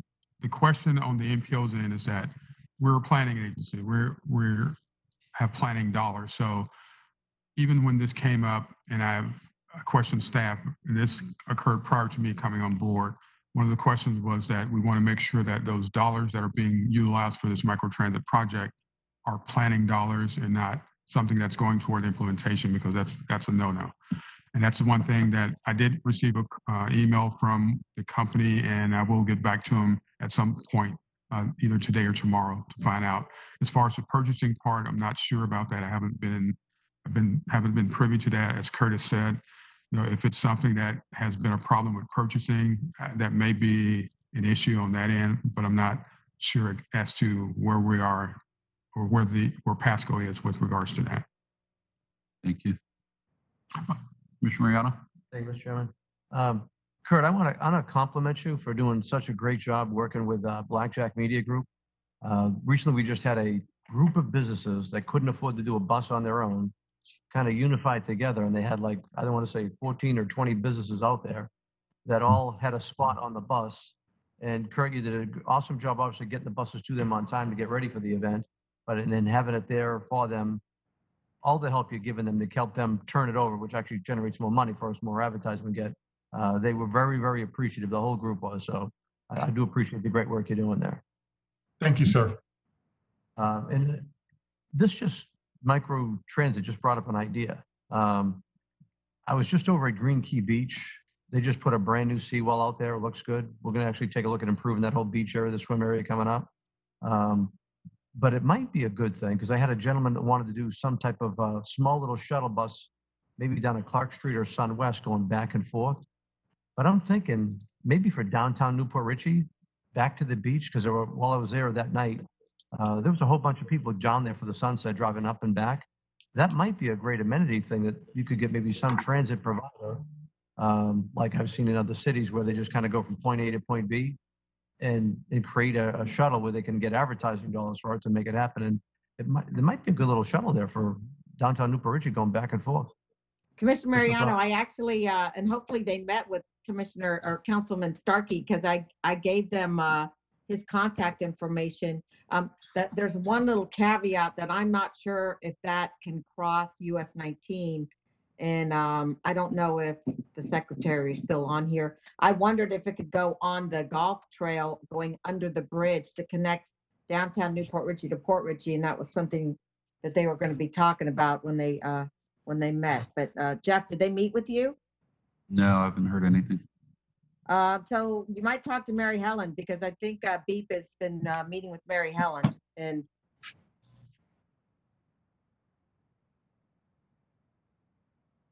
We just lost your audio, Commissioner.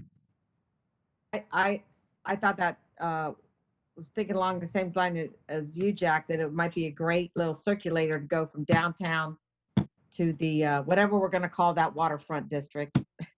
But it could be really good for that area as well. And then over in the hills of Pasadena, there are some really good areas around the county where we thought they might fit. I think Dave Engel's working on that as well.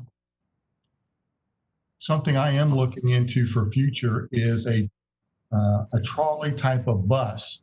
If you look at our transportation development plan, there is a requirement or a plan to put a trolley bus that goes on, mostly right now it's the west side, east side, between the Wiregrass malls and the outlet malls, kind of a trolley type of a bus type of system.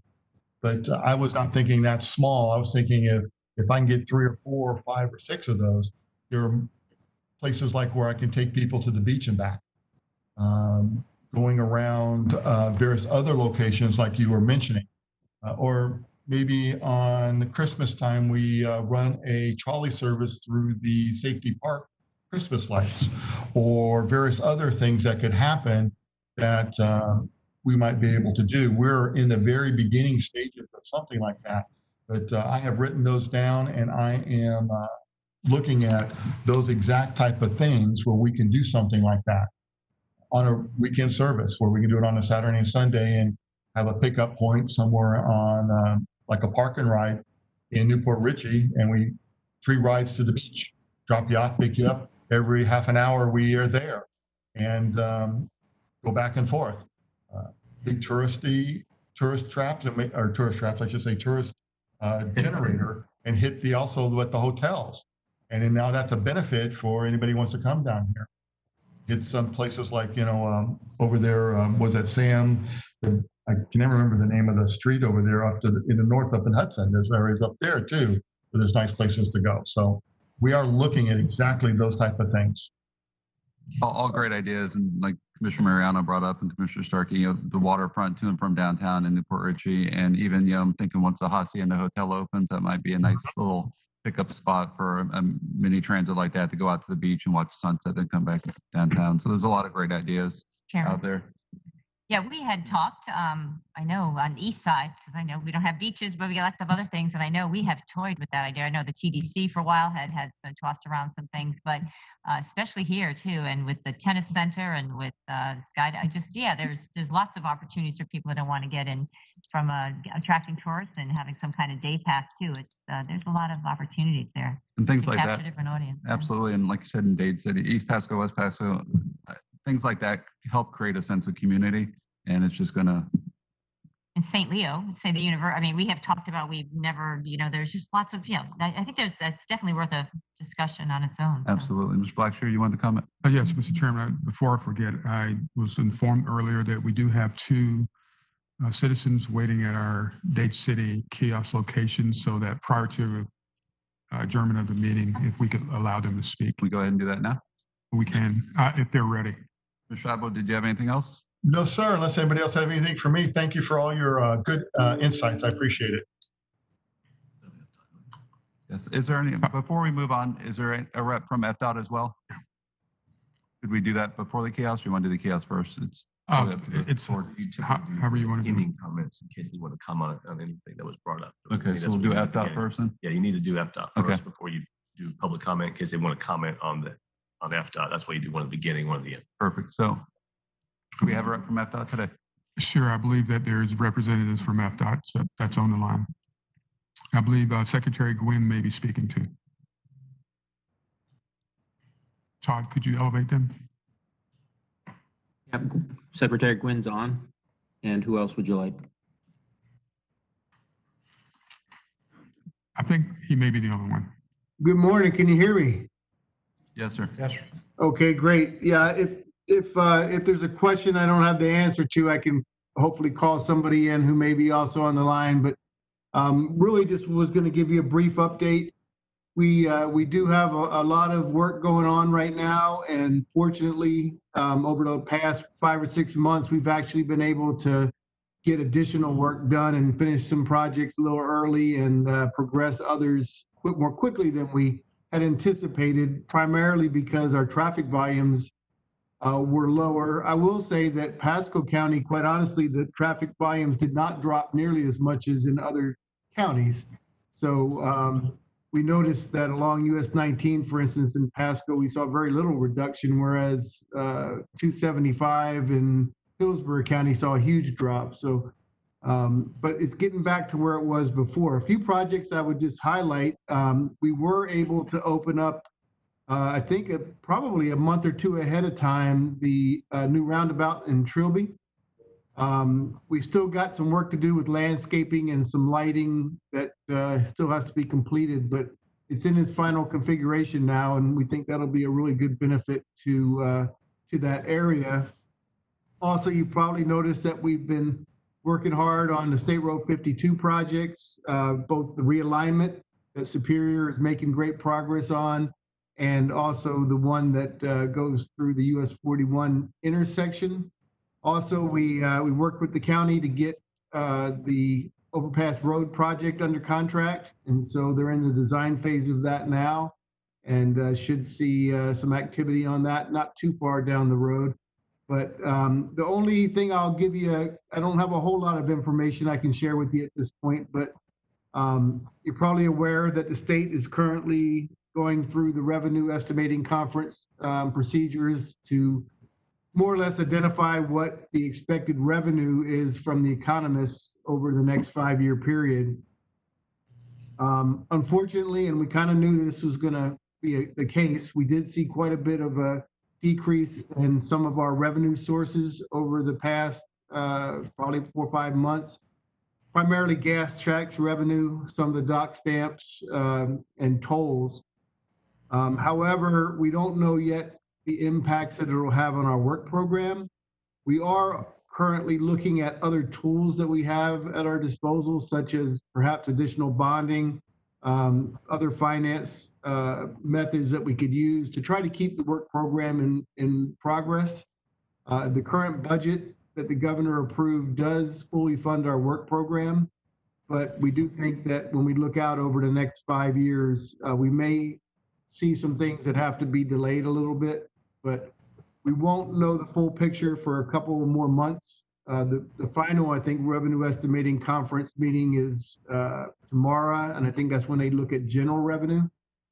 So I guess what I'd say is I don't have much to share specifically on that right now, but I'll tell you that we are anticipating that we could have some shortfalls that we either got to find a way to cover or that we may need to delay some projects for a little while. We'll know more within the next couple of months. But overall, that's what we have going on. And if there's ever anything that we can help you with, I know some of you have reached out to us on specific items.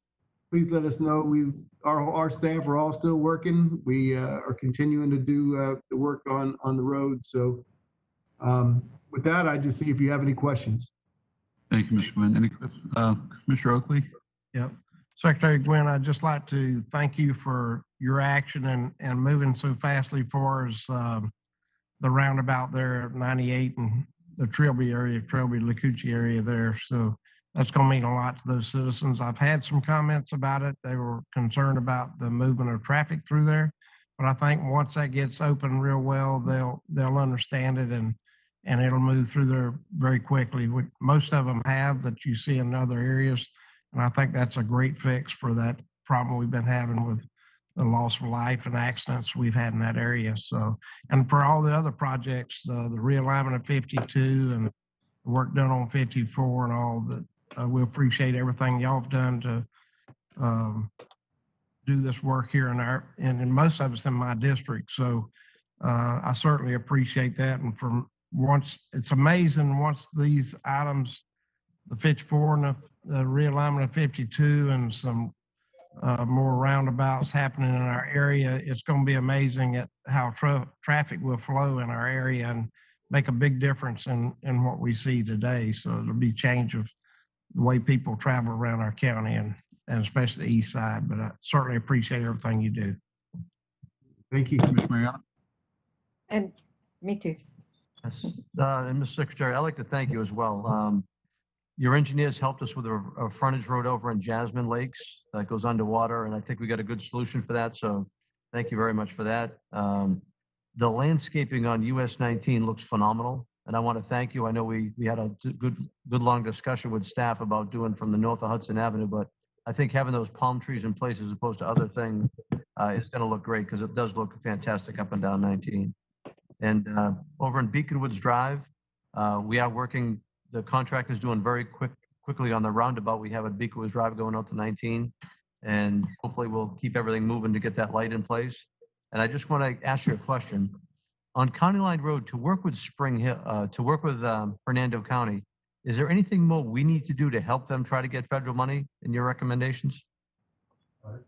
Really, what it comes down to is the prioritization, where they prioritize that project in their list of priority projects. They, not being a state road, there's only certain funds that can be used on that road, and the federal funds that go through the MPO would be the most logical. So I don't believe it's that high on their priority list, which makes it behind the number of other projects in Hernando and Citrus counties. And I don't believe actually in Pasco it's that high on the list either. That's where it comes down to. The things that get prioritized are the ones that get the money first. Even with trying to get federal money, they're not trying to get from your pot of money, but from federal money. Is there something we can do to help them? Any further you see?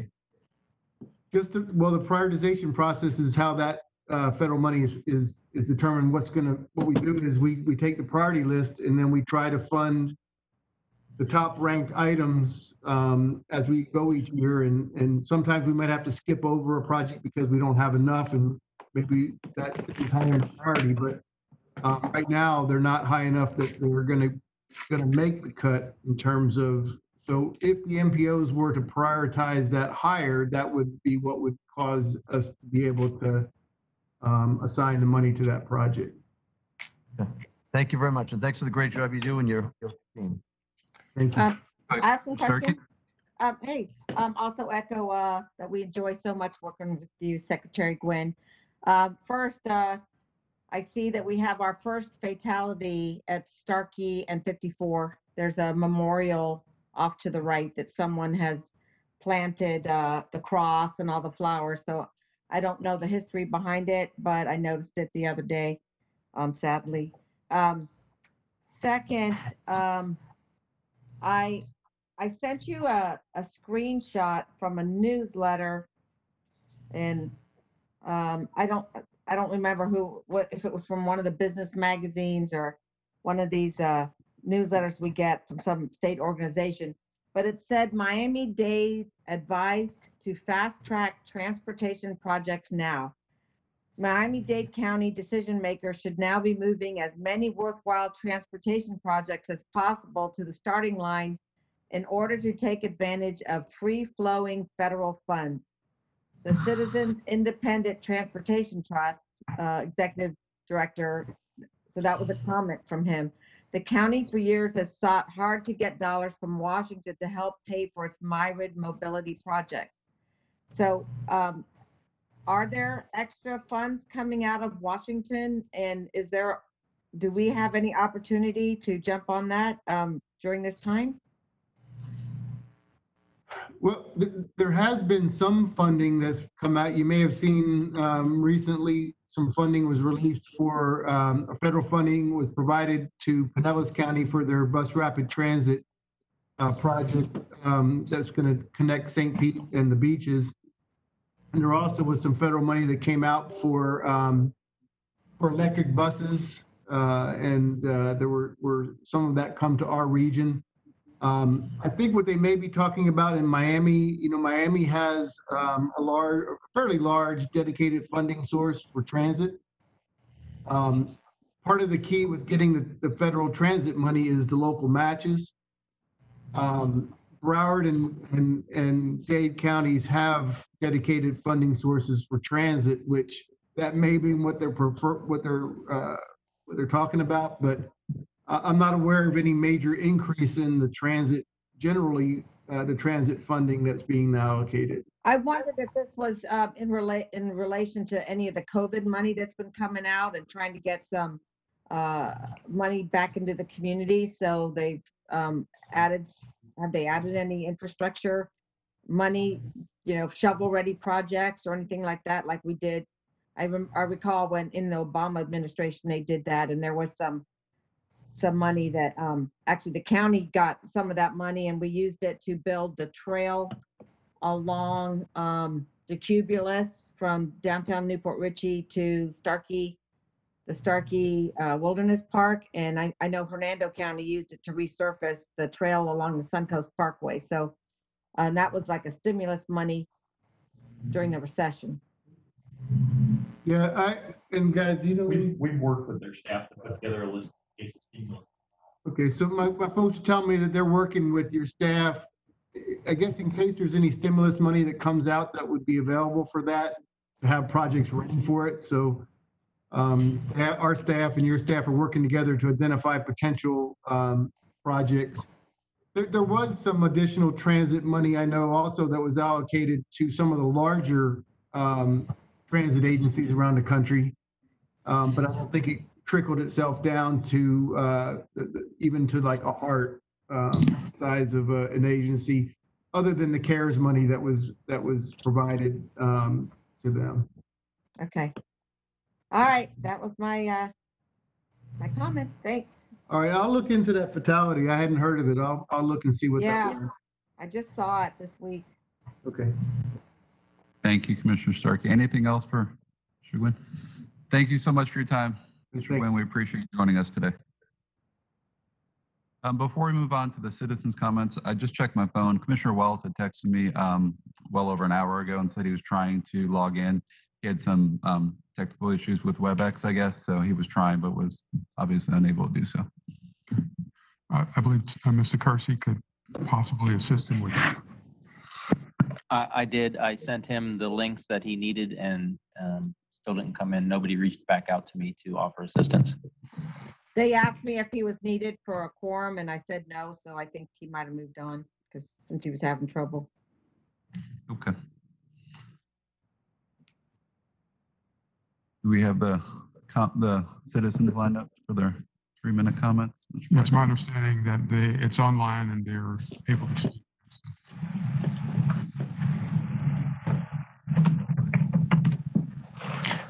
Larry, go ahead.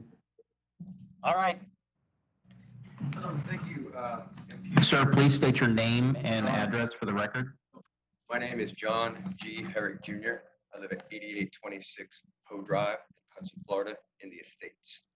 My concern that I'm bringing to the MPO board is the tunnel that runs underneath arterial Route 1. I've done my research, I've done my due diligence, and there's only 2 golf courses. Well, that is no longer a golf course where I'm at. There's only 2 golf courses that have tunnels that run under county-owned road or county-owned easement. One would be Timber Greens off of River Crossing. The other one would be the now defunct Loman Links Golf Course that is now, I understand, a tree farm.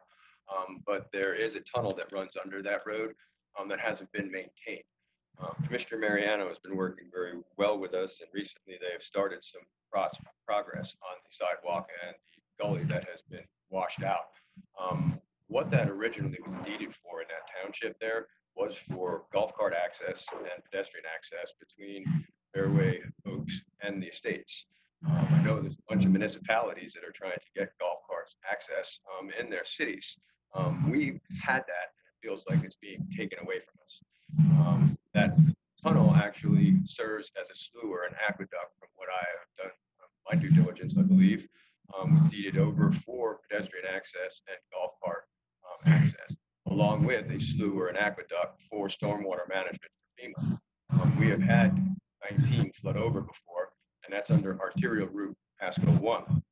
The other one is under river crossing, and it's a collector route. But if 19 would flood over again due to a hurricane or something, that would be our northern egress to get out of our county, unless we had to travel down 52 to go to the toll route. My problem is that I brought this to the Board of County Commissioners and also our property appraiser, but the classification and description has been changed by Mr. Joyner, who is not running for re-election.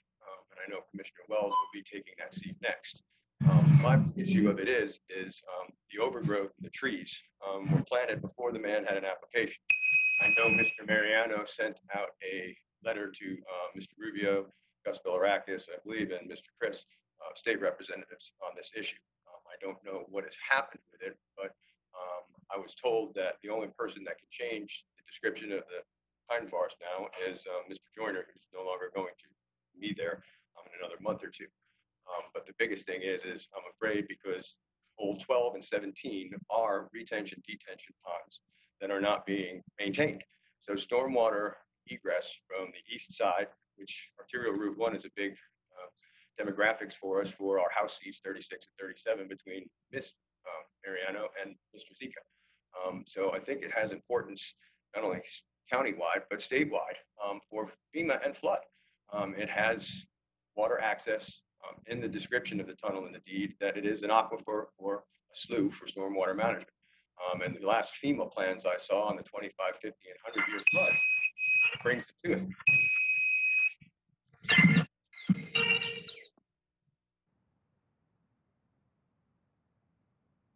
Thank you, Mr. Herrick. Can I make comment? Commissioner Mariano, go ahead. Yeah, thank you, John. We did get your emails. I want to say staff was out there as of yesterday. Bedard from our stormwater team was out there, so I'd be happy to work with you closer on that to make sure they're making the appropriate fixes out there and preventing any erosion or any degradation of that whole area out there. So I appreciate it. Thank you. I have a question. Commissioner Starkey. I'm kind of confused, and I don't even know how to look that up, but is that a Pasco County road, or, I mean, we don't normally pave sloughs and stormwater conveyances, so what is that exactly? It was actually in the deed that I originally sent Mr. Mariano for the people that turned around and donated the money or donated the property to have the little road extension go through. It's in that warranty deed on the bottom of it that it is actually for stormwater management from east to west flow. It's an aqueduct. That's how it was originally stated. And also what I was stating before, ma'am, is that the two parcels that run underneath those roads actually are billed to Pasco County Utilities Fleet Department. And I can give you the parcel ID numbers of the easement that runs for River Crossing and for US Arterial Route 1, which is Pasco 1. Wait, are you talking about River Crossing over, isn't this up, when you say River Crossing, is that a road in your neighborhood, or is that? No, ma'am, I'm just saying there's two tunnels that have county roads that roll over the tunnels for pedestrian and golf cart access. The one that we have actually is listed as pedestrian and golf cart access, along with having stormwater management flow for a slough or an aqueduct, and that is in the original. Okay. Commissioner Starkey. I think I know the River Crossing one, that is Timber Greens. Is that maintained by Timber Greens or the county? I don't know on the easement itself. I'm just wondering if this is something that was supposed to be maintained by the county or by Mr. Lohman. I would like to know that myself because it's on both sides of the property he owns, but underneath the road, it actually goes to Pasco County Utilities Management because there's about a 2.5 acre plot that runs on the east side there that actually is for easement for the county. Well, Commissioner, sometimes, yes. I was just going to say public comment. They normally just have 3 minutes. It's not where we interact and go back and forth. And it sounds like more of a Board of County Commission meeting or Yeah, I think so too. not an MPO meeting, which is a planning organization, as Mr. Blackshear indicated earlier. So, Mr. Herrick, you've already reached out to Commissioner Mariano. You can also reach out to your other commissioners, including Commissioner Starkey, for further, further information that they may need to assist you with the matter, if that's okay. But we thank you very much for your time today. That would be perfect, Mr. Starkey. I just wanted to know on the tunnel underneath the road. Thank you. Awesome. Thank you. Ms. Fletcher, we have one more. I was told there was 2 individuals, so. Okay. My wife.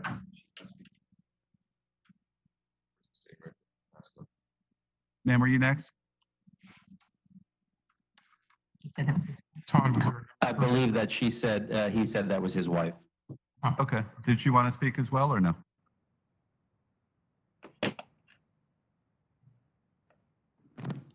I guess not. Okay. All right, we'll move on to board member comments. I have one. I've spoken to a couple of y'all privately.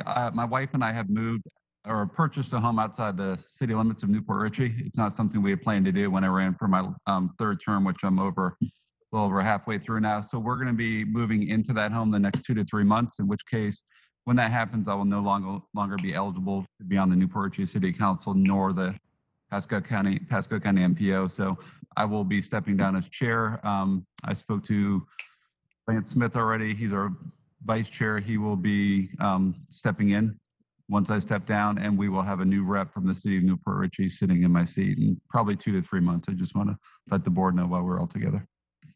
Any other comments? We'll miss you. Thank you. For sure. Congratulations. Yeah. To see you go because you've done a phenomenal job on the MPO. Great working with you. Thank you very much. I appreciate it. We'll still get you for a few more months. So. Yeah, and it's been a pleasure serving up here with you all. I've learned quite a bit, especially from getting just different points of view from the east side of the county, because I've spent most of my time on the west side, and then getting to know all the county commissioners. So I thank all of you for what you do for your municipalities and our county. It's been a great experience for me. So anything else though?